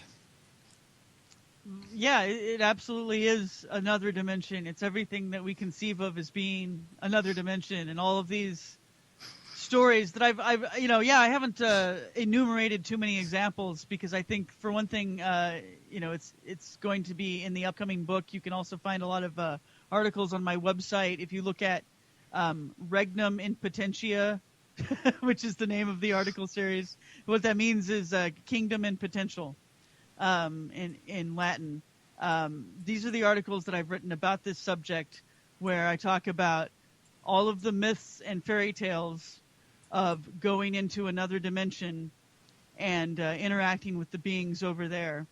I talk about Alice in Wonderland being obviously one that everyone would be familiar with, but also, I'm interpreting the labors of Hercules and and the Odyssey and the Iliad and things like that as also basically interdimensional stories. And even the classic fairy tale, in my opinion, really takes place in this other dimension as well. When they're talking about once upon a time, they are talking about this other world where it lives in a timeless realm that you can't actually describe what year it is because it has no time. So I think that these stories really are about going into another dimension, and I'm so convinced that this other dimension exists, or there may be presumably infinite other dimensions. I basically have started my own hobby of what I call portaling, and I've been doing it with my friends, and we've been working on building the I guess terminology and different tactics for how to go about this. But basically, what it is, it's almost a lifestyle. It's a way of sort of looking at the world around you and looking for anomalies like what you were describing, certain paranormal activities or other I guess, just things that are a little bit off in your environment, and seeing if maybe that could be the opening to another dimension. And I'll get into this a little bit in future writings, but basically I've had some very interesting experiences, and so have my other friends, and then I've been collecting stories from other people as well. And I'm pretty convinced that not only is there another dimension, literally, and I literally think that you can travel there, and that things can travel here from there, and that it's a whole different way of looking at the universe once you consider this possibility. And again, I said I'll get into it a little bit later in my future writings, but I'm breaking this whole thing wide open, having to do with portaling. There is actually a technique to finding portals into the other dimension, and in future books and other things, I'm going to be bringing this forth to the public. Okay, so we're almost out of time here. So tell us, Tracy, you're actually working on a book right now, which touches on a lot of things we've been talking about for the last hour or so. Do you have any idea when this book will be available? Well, right now we're slated for January, and I think we'll be able to do that. And the best way to, keep track of that is to go to tracyrtwyman.com. There you can, always monitor the updates, but you can also join the mailing list if you would like to. And I would also definitely recommend people get my books, pretty much all of them, because they all, in one way or another, tie into the topics that I've talked about here, and then will inform you for the future subjects that I'm going to be engaging in this new book. And also if you're lucky enough, you can try to friend me on Facebook. There's not really that much room on my friends list these days, but occasionally people get through, and that's a good way to stay in contact with me as well. I'm a friend. Definitely. You're one of my best friends. Welcome back, Tracy. Thank you for being on the program again. It's been over 3 years ago since we last spoke. It's good to have you back. Thank you for being here. Well, thank you. It has been 3 years, and yet I still get emails about that show and people who have just heard of me from that show. So I think it was a really good show for me to do, and I'm really happy to be back on. And I gotta say that because I'm ignorant of so many things, I'm just not paying attention to everything. I knew Red Ice was a popular website and everything before I did the first interview, but it was just on the list of podcasts that have asked me to be on, and I didn't think much of it at the time. It was just another interview, and the response I got to that show was so huge. I really have to thank you, and I just thought I wanted to slap myself. I thought, how could you not understand how big this show is? And now I finally realize it. So that's why I wrote to you and said, this is the one show that I asked to be on, because I get lots of good response from it. And also I recall that you're a particularly good interviewer. So Well, thank you. I appreciate that. I'm much more modest than that, but thank you. I really appreciate that. That's good to hear, though. We like to hear that. Thank you. Well, Tracy, a lot has been going on since we last spoke. Obviously, you have a new, very interesting book out, Clock Shavings, and I've been going through it here in the last few days. And I mean, let's just kind of start at the beginning here, because it's a very, well, I'd say it's a bizarre and an interesting story that you've been part of for quite some years now. Give us some of the background on the book and the content, kind of how this came together, because it's been unfolding basically while you've been, writing all the other books and doing all the other work. So how did it come together? Well, basically, this is the story of how I got started into esoteric research and writing, and some of the source material, I guess, or inspiration for some of the researches I've done. And in particular, I focus on, this is the story of what I call the Ordo Lapsat Exilis, which is a secret society that my friends and I had at the time when I was publishing Dagobert's Revenge magazine. That was a magazine about esoteric history, secret societies, divine royal bloodlines and things like that. And doing research to write articles for that magazine, and also working on my first book, which came out a few years later, which was the Merovingian Mythos. My friends and I decided to actually sort of get inspiration from beyond the veil by tapping into, using the Ouija board, basically, to tap into spirits, to see spirits that would know something about the subjects we were researching. So it started out with my husband, Brian. Well, he wasn't my husband at the time, but we got married shortly afterwards. We were publishing the magazine together, and we started talking to Jean Cocteau on the Ouija board. And we hadn't never done it before, and we didn't really expect it to work. We just tried it out, and it worked really well the first time. And so then we ended up doing more of that, and we ended up talking to a lot more characters besides just Jean Cocteau. In fact, we mostly talked to, I would say, demonic spirits. And that actually ended up being the source for a lot of my research. I didn't necessarily take everything that the spirits told me on the Ouija board for granted, but it was a springboard for a lot of my research. A lot of the things that they told us ended up being true, and stuff that we wouldn't have been able to figure out on our own. And so it became a really useful resource. And years later, I decided to write a book about all of the seances, including some of the transcripts that I have, and analysis of some of the meaning of what was in those seances. There's also just the personal story, the narrative of what was going on between me and my friends in the Ordo Lapsat Exilis at the time, and some of the things that we got persuaded to do, I would say, by the contact that we had with the demonic spirits, where they basically taught us how to do magic and magic rituals, and we tried out some of that. And so those experiences are in the book as well. Well, indeed. All right, let's just tackle this one first, and the Ouija board, to kind of get that out of the way, I guess. I wanted to ask you about this with consideration, I guess, from the skeptic, with the doubtful person in mind here, using the Ouija board and whatnot. What would you say in terms of, why this works, and in terms of what you were talking with? How did you manage to identify with what you're talking with, basically? Well, okay. First of all, how it works, it seems, I didn't expect it to work in the first place. So it was, how it works is something I sort of had to learn over time. And it's basically, it seems like the spirit comes through you and your partner somehow to move the planchette through your hands. Like, people say that you can do automatic writing, where a spirit comes into you and uses your hand basically as a tool. And I think that's what this is. But for some reason, for me at least, it only works when there's at least one other person. In fact, I think it works better with just two and not several other hands on the planchette. It seems to weight it down too much.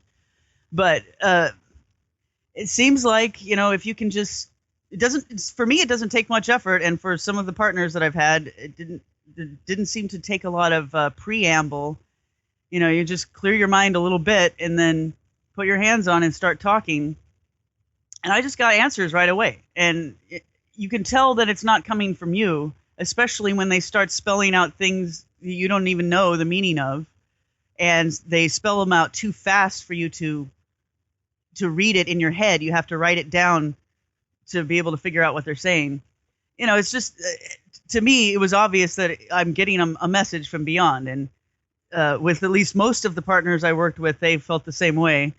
I only had one or two people I worked with who were just so skeptical they couldn't handle it. And usually the Ouija board wouldn't work very well with those people. Oh, is that so? That's interesting.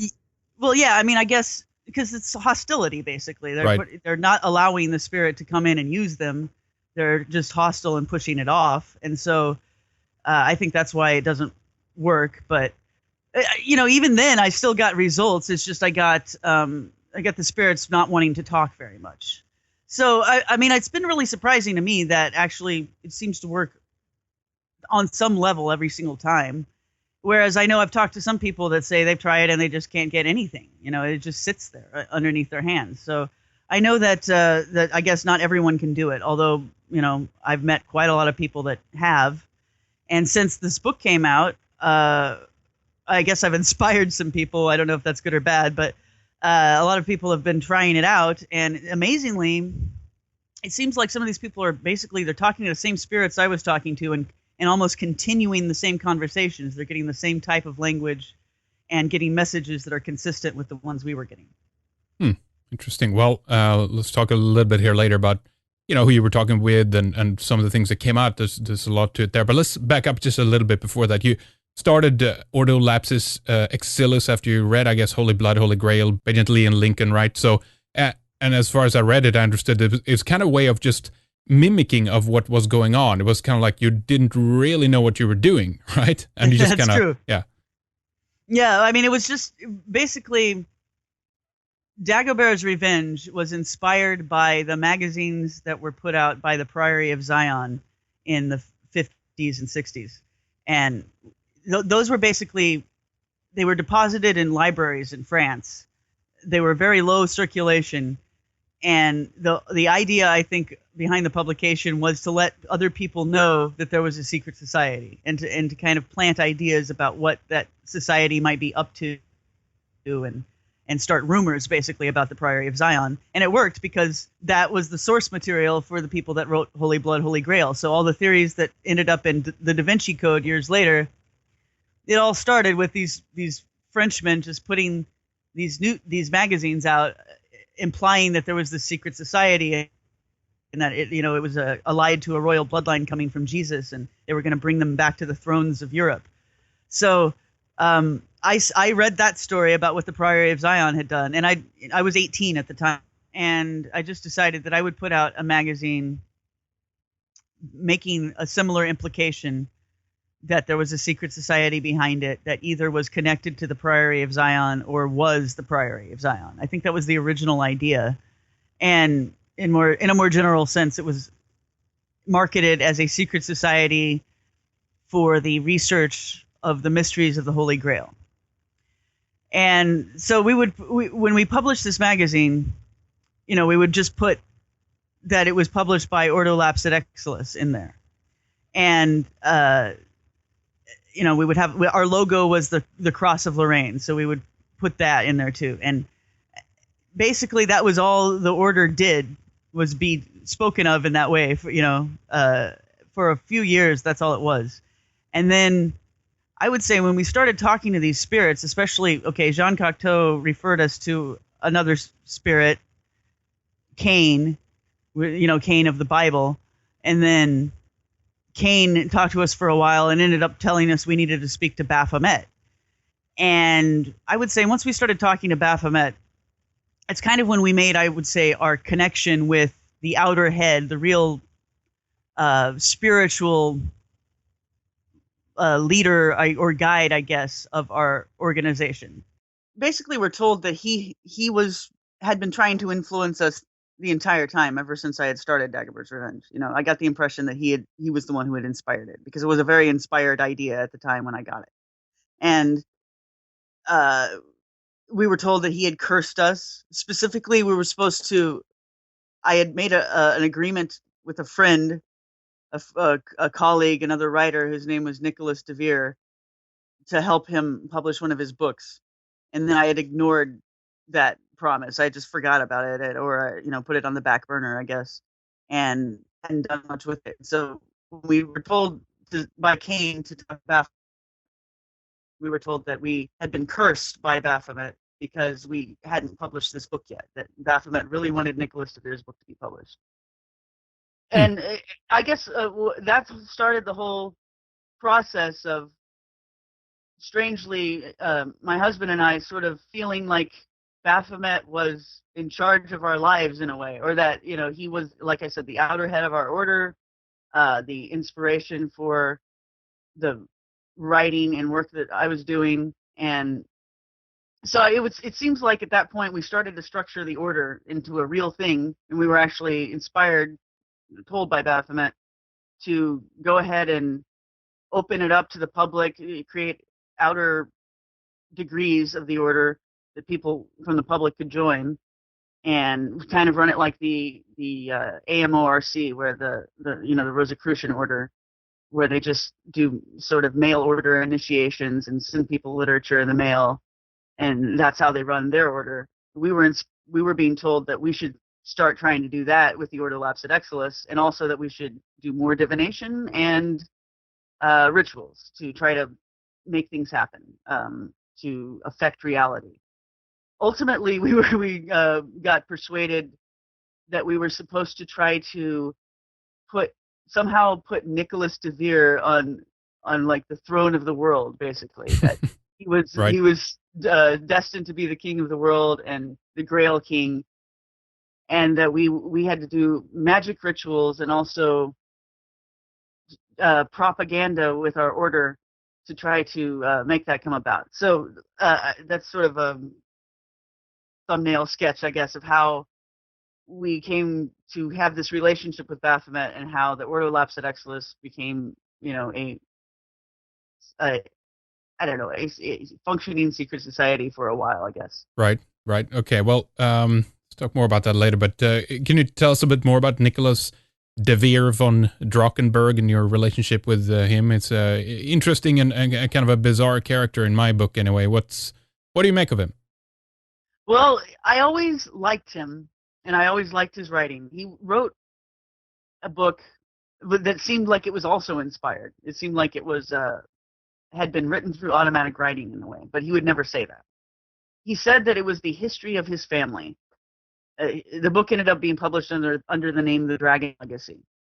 And he said that he was bloodline that was the same as Holy Blood, Holy Grail wrote about, what they called the Grail family. Of course, in that book, they talk about a bloodline coming from Jesus.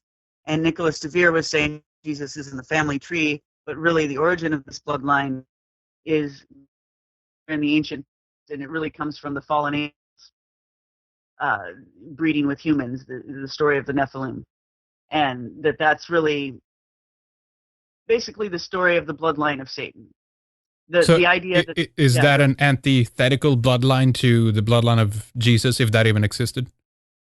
I don't think so. Well, I guess the holy supernatural bloodline, and and there's characters that are good and bad in that bloodline, but they're all related. It's very Star Wars in a way.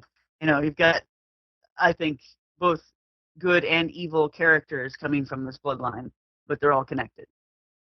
Right. So, and that's what his book was about. He's got not only the history written about his family, but also literally like what he says were accurate genealogies, going back, connecting himself and other characters in modern days all the way back to like ancient Sumerian gods and things like that. So he had what he claimed to be, the most complete genealogy, going back to the gods of the ancient world, and including gods that are considered by monotheists now to be Satan. Right. So anyway, so that's what he was saying, and that was basically his.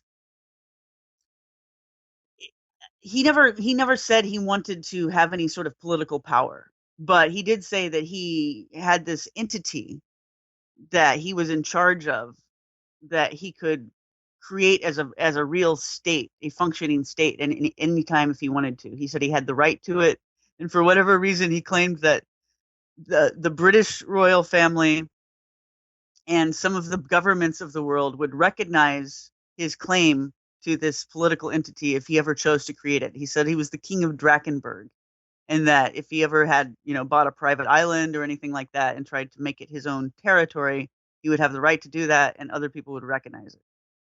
So he had a group called the Dragon Court, which was supposedly all members of this bloodline, and it was always a different cast of characters. Every few years, it would be a new set of people, and the people who had left would always be his enemies and hated him, and they always had this compulsion to start their own dragon courts and claim that they were the king of Drakenberg and everything.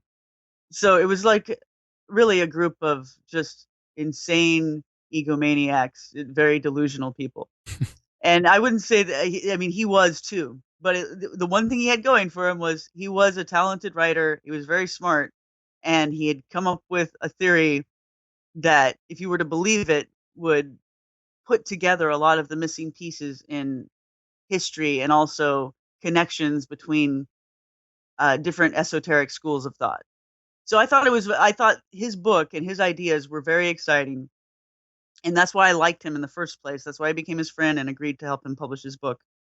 And then, when I heard Baphomet talking about him, that's when I guess we sort of took it seriously. Like, well, maybe there's something to this, maybe on a magical level, at least on a spiritual level, there's truth to what he's saying. And so, we just sort of went with it. And the Ordo Lapsat Exilis ended up forming an official alliance with the Dragon Court. And that's how it gained this agenda, I guess, of trying to bring about the kingdom of Drakenberg on Earth. Although, that only happened sort of at the end, and we only were pushing that or talking about that for only a few months before I closed the order down. But for a while there, that was part of what we were doing. So you kind of have your doubts about him, but yet intrigued by the writing and some of the circumstantial things that have occurred around him, I guess. But does he, if he ended up on the throne of the world, does he detail anywhere how he would run it? What's his manifesto? No. Well, that's sort of the thing. It's not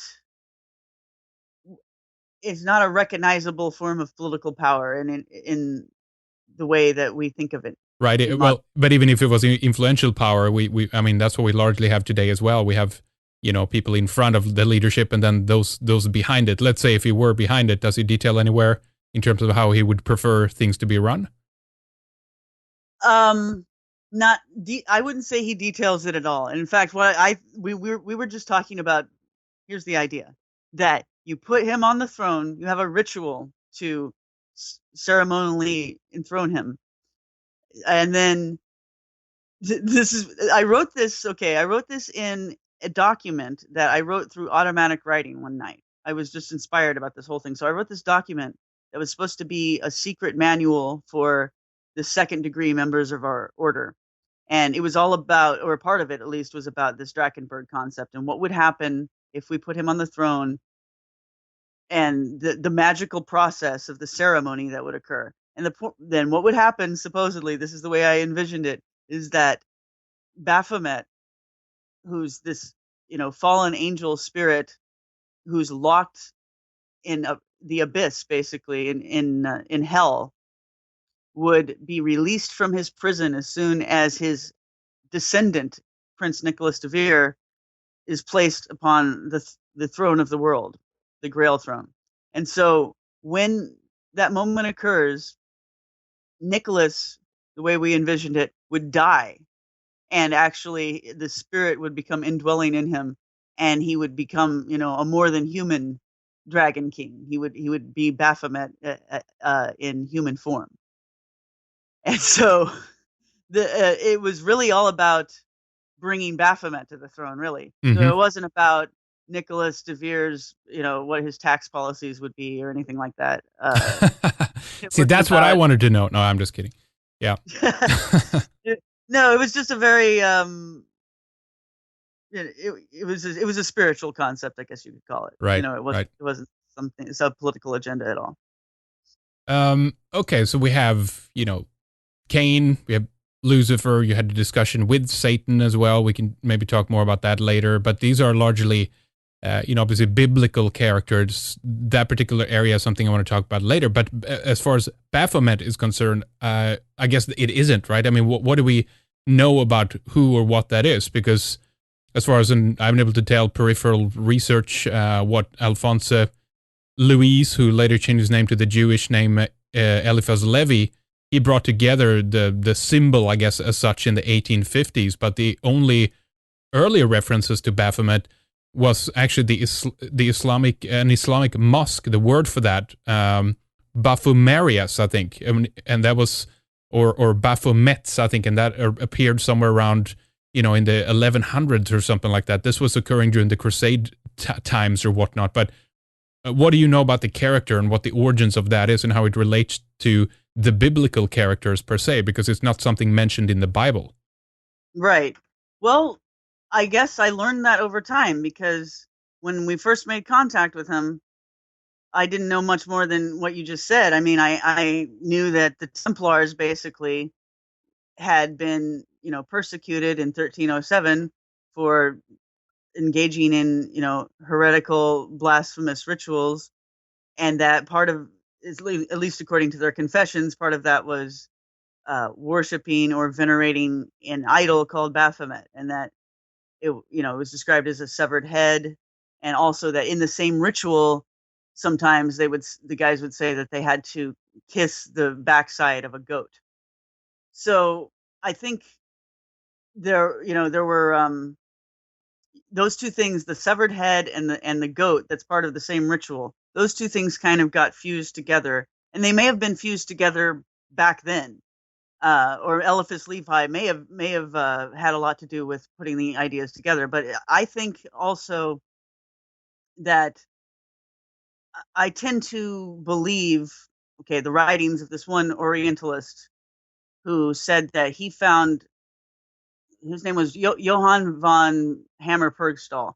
He said that he found seals and graphic depictions amongst the Templars' possessions of a creature that looks similar to what Eliphas Levi ended up producing an image of, which is a hermaphroditic human being with a goat head and wings. And there's something pretty much of that description in some of these drawings that are in von Purgstall's book about the Templars, where he said that he got that stuff directly from their properties and their own coins and the walls of their preceptories and things that they had produced. So something that So kind of came together, I guess, during that time for whatever reason. What if any, is the Islamic connection, do you think, here? That's hard to describe, and I don't think I'm not sure there's really a quote. I don't think it's Islamic necessarily, Right. but I think that the Templars might have had some contacts with mystics who happened to speak Arabic and were telling them details about traditions of this demon, basically. And so that some of the Arabic words that they used might have ended up in some of the Templar rituals about Baphomet. Could, But I think, go ahead. no, oh no, that's interesting. Please remember where you were. I just wanted to squeeze in there.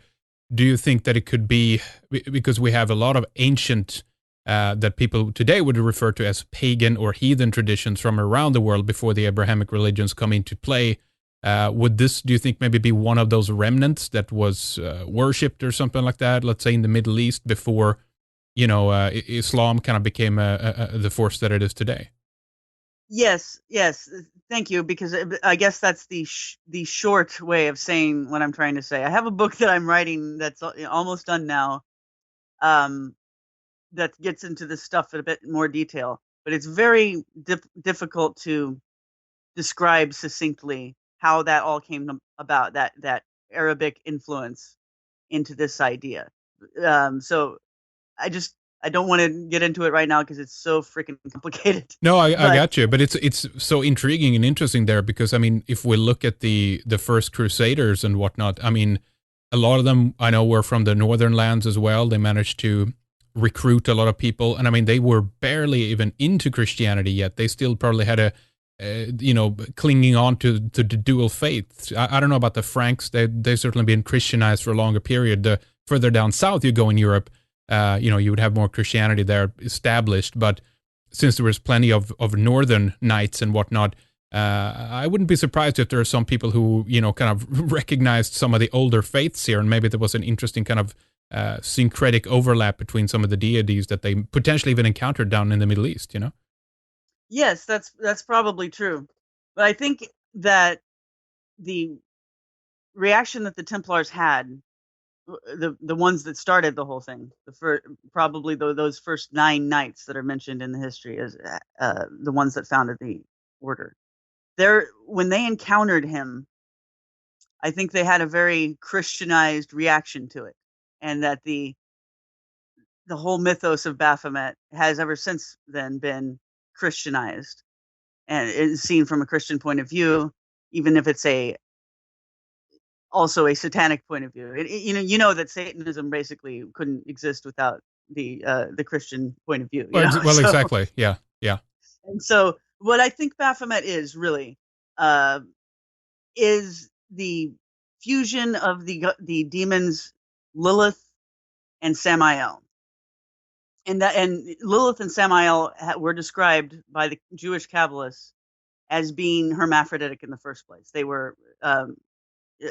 He says that the Kabbalists say that Lilith and Samael were the serpent in the Garden of Eden. It was this hermaphroditic, demonic spirit that tempted Adam and Eve in the garden, actually bred with both of them. The male side bred with the female human, and vice versa. And there were these serpent bloodlines that came out of that. This is, I think, what Nicholas DeVere was talking about when he talked about the dragon bloodline. And basically, I think that that's just the Jewish Kabbalist word for this spirit, this entity that's out there somewhere that is antithetical to what we call God. For whatever reason, this spirit has always resented mankind, and at the same time, humans have had relationships with it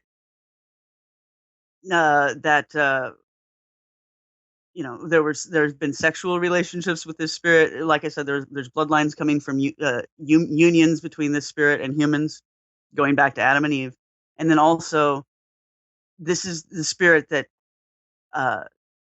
initiates have always turned to get hidden information about the universe and information about how to do what we call magic, how to utilize supernatural powers, and how to gain information that maybe God doesn't want you to have. So that's why I think that it's the contact with this spirit and the veneration of this spirit and doing rituals with the power of this spirit has become what we call Satanism.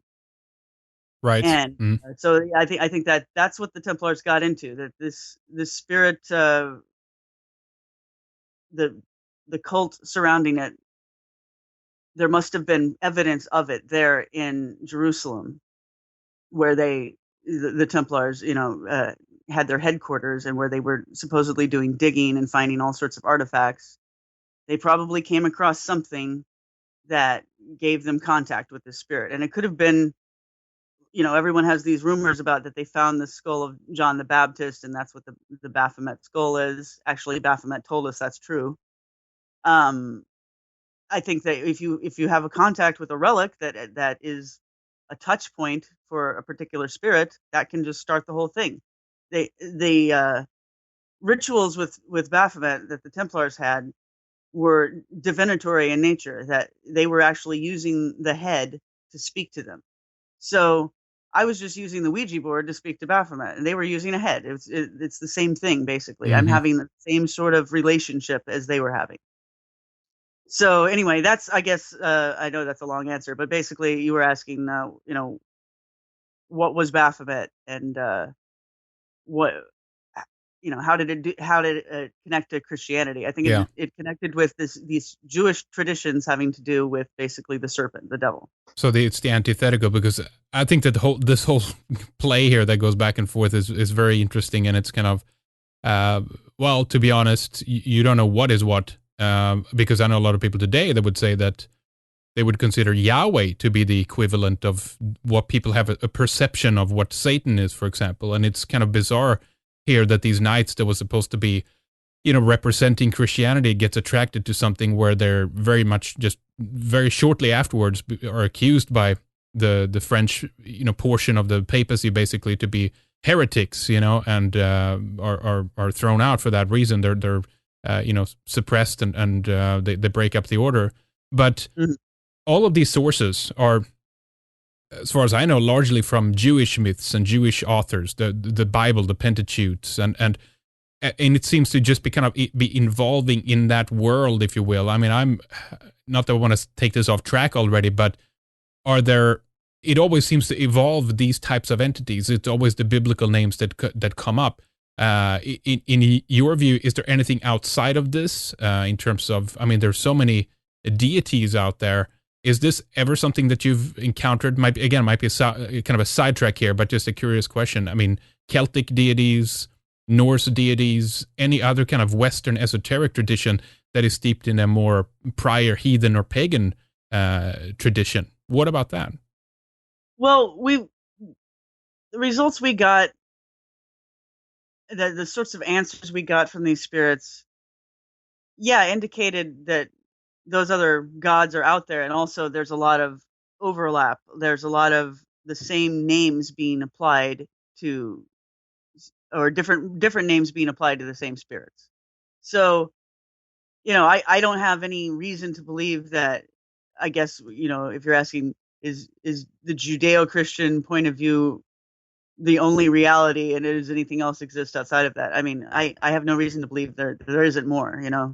It's just that, yeah, Yeah. this is what we tapped into, and so Right. these are the kind of answers that we got.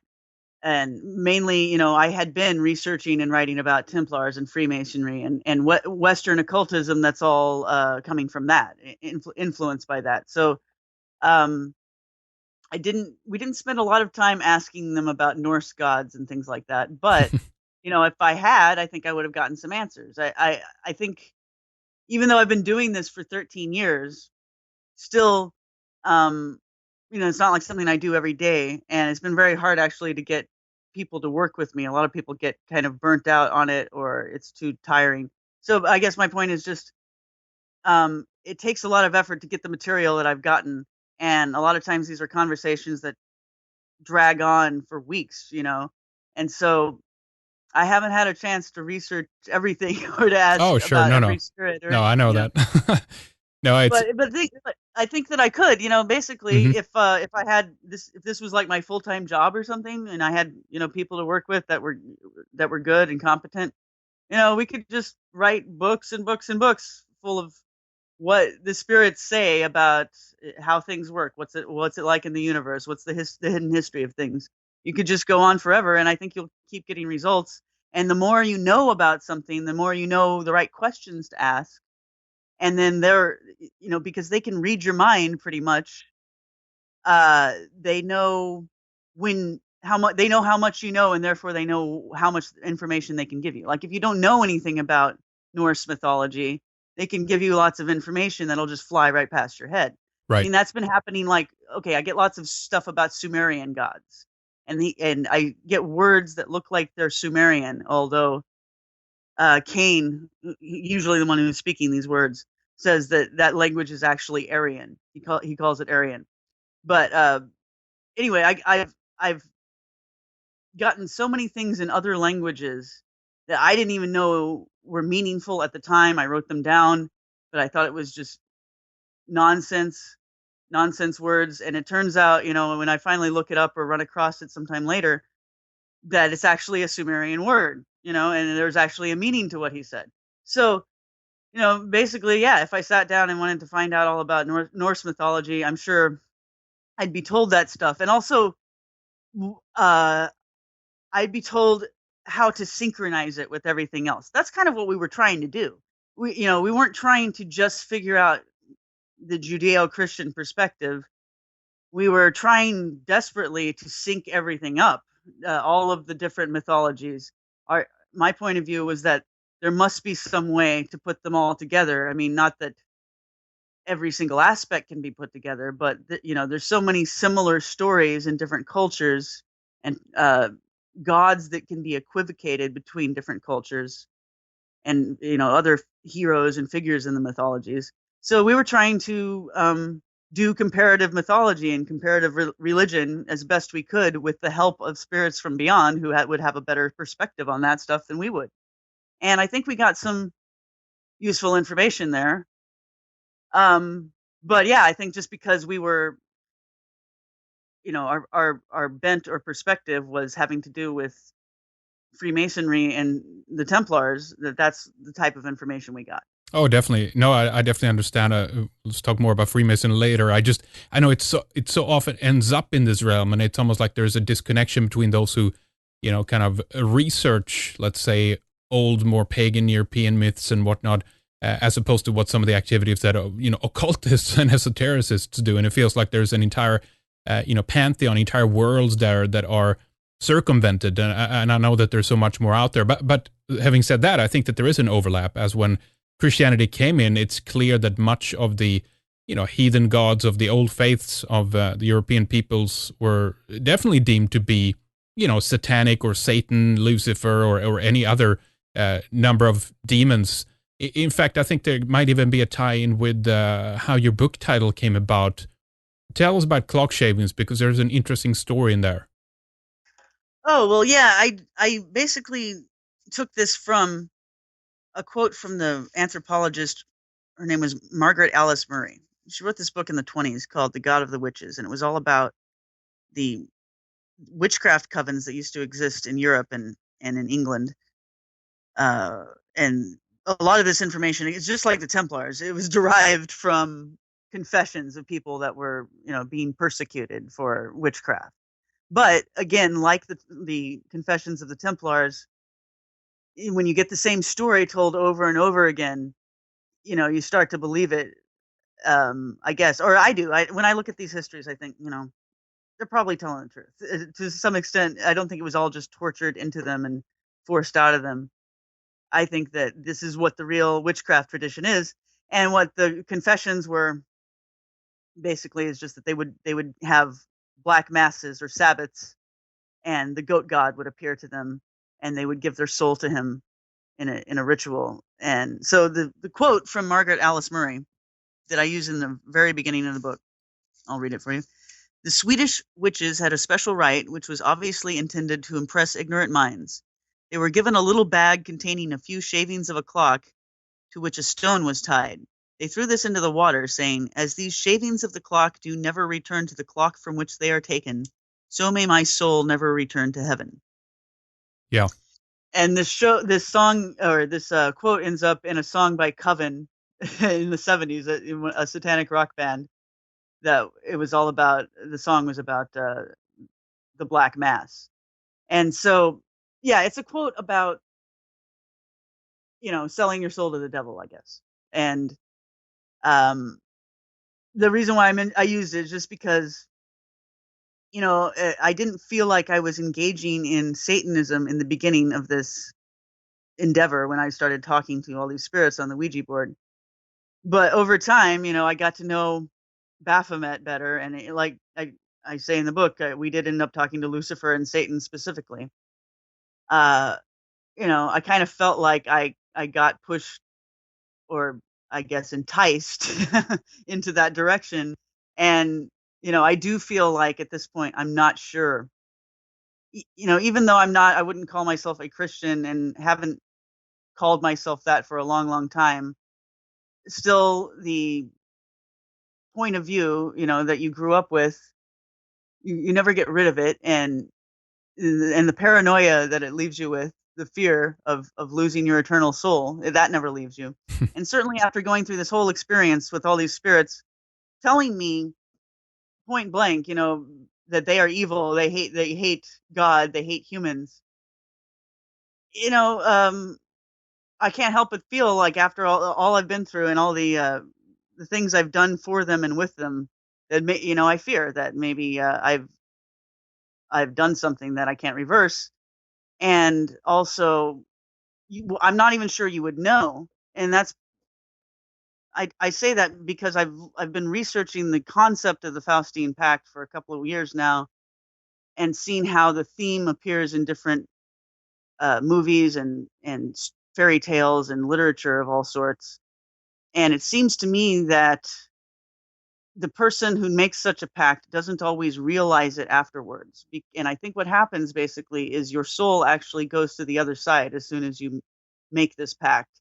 And the demon really is what's indwelling in your body from that point on. So you're watching yourself live life from that moment onward, from it's basically in a fog, because you're trapped on the other side watching yourself. And sometimes I feel that way. Basically, I feel like that's happening to me. um I've talked to other people who have the same feeling sometimes, and so I don't know. That's kind of why I called the book that. And yeah. Yeah, no, it's an interesting. That's my answer, I guess. Definitely, no, it's an interesting story there with clock shavings, and I actually looked a little bit at Margaret Alice Murray's work. She wrote that the witch cult in Western Europe in 1921, and I think actually some of the more detailed accounts of that actually were from Sweden.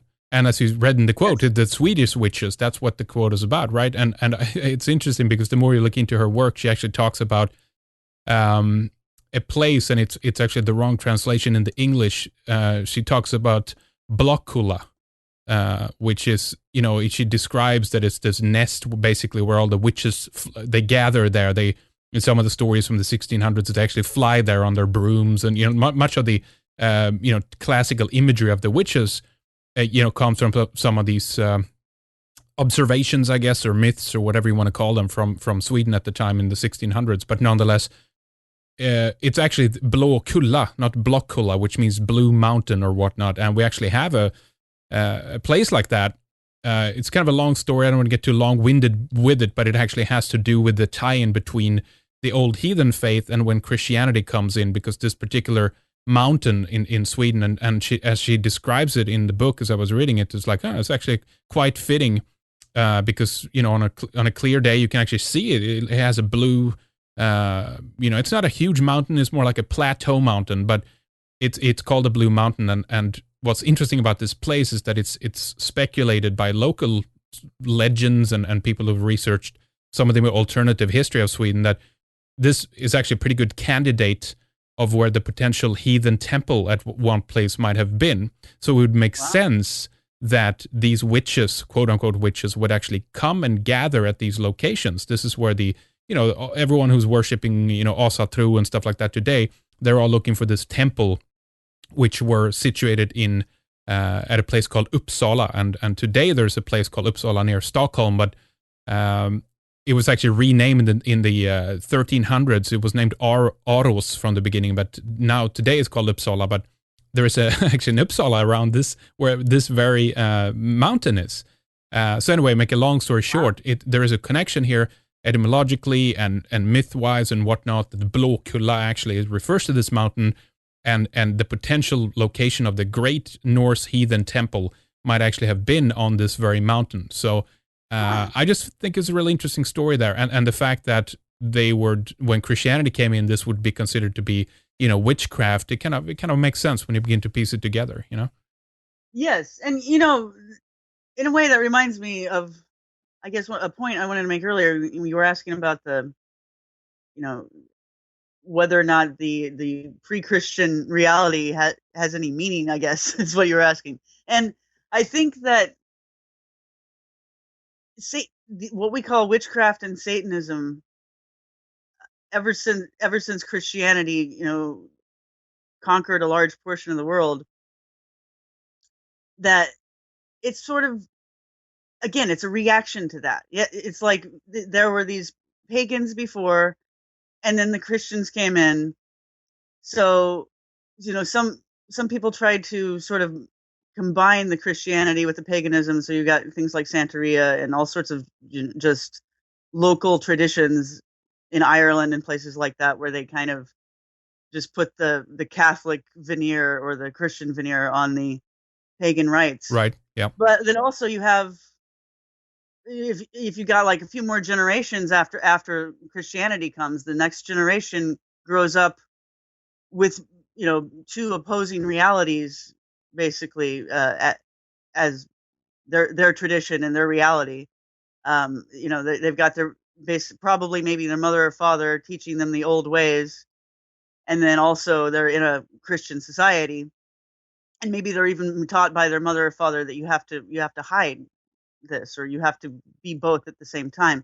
So I think that, I guess what I'm saying is, I think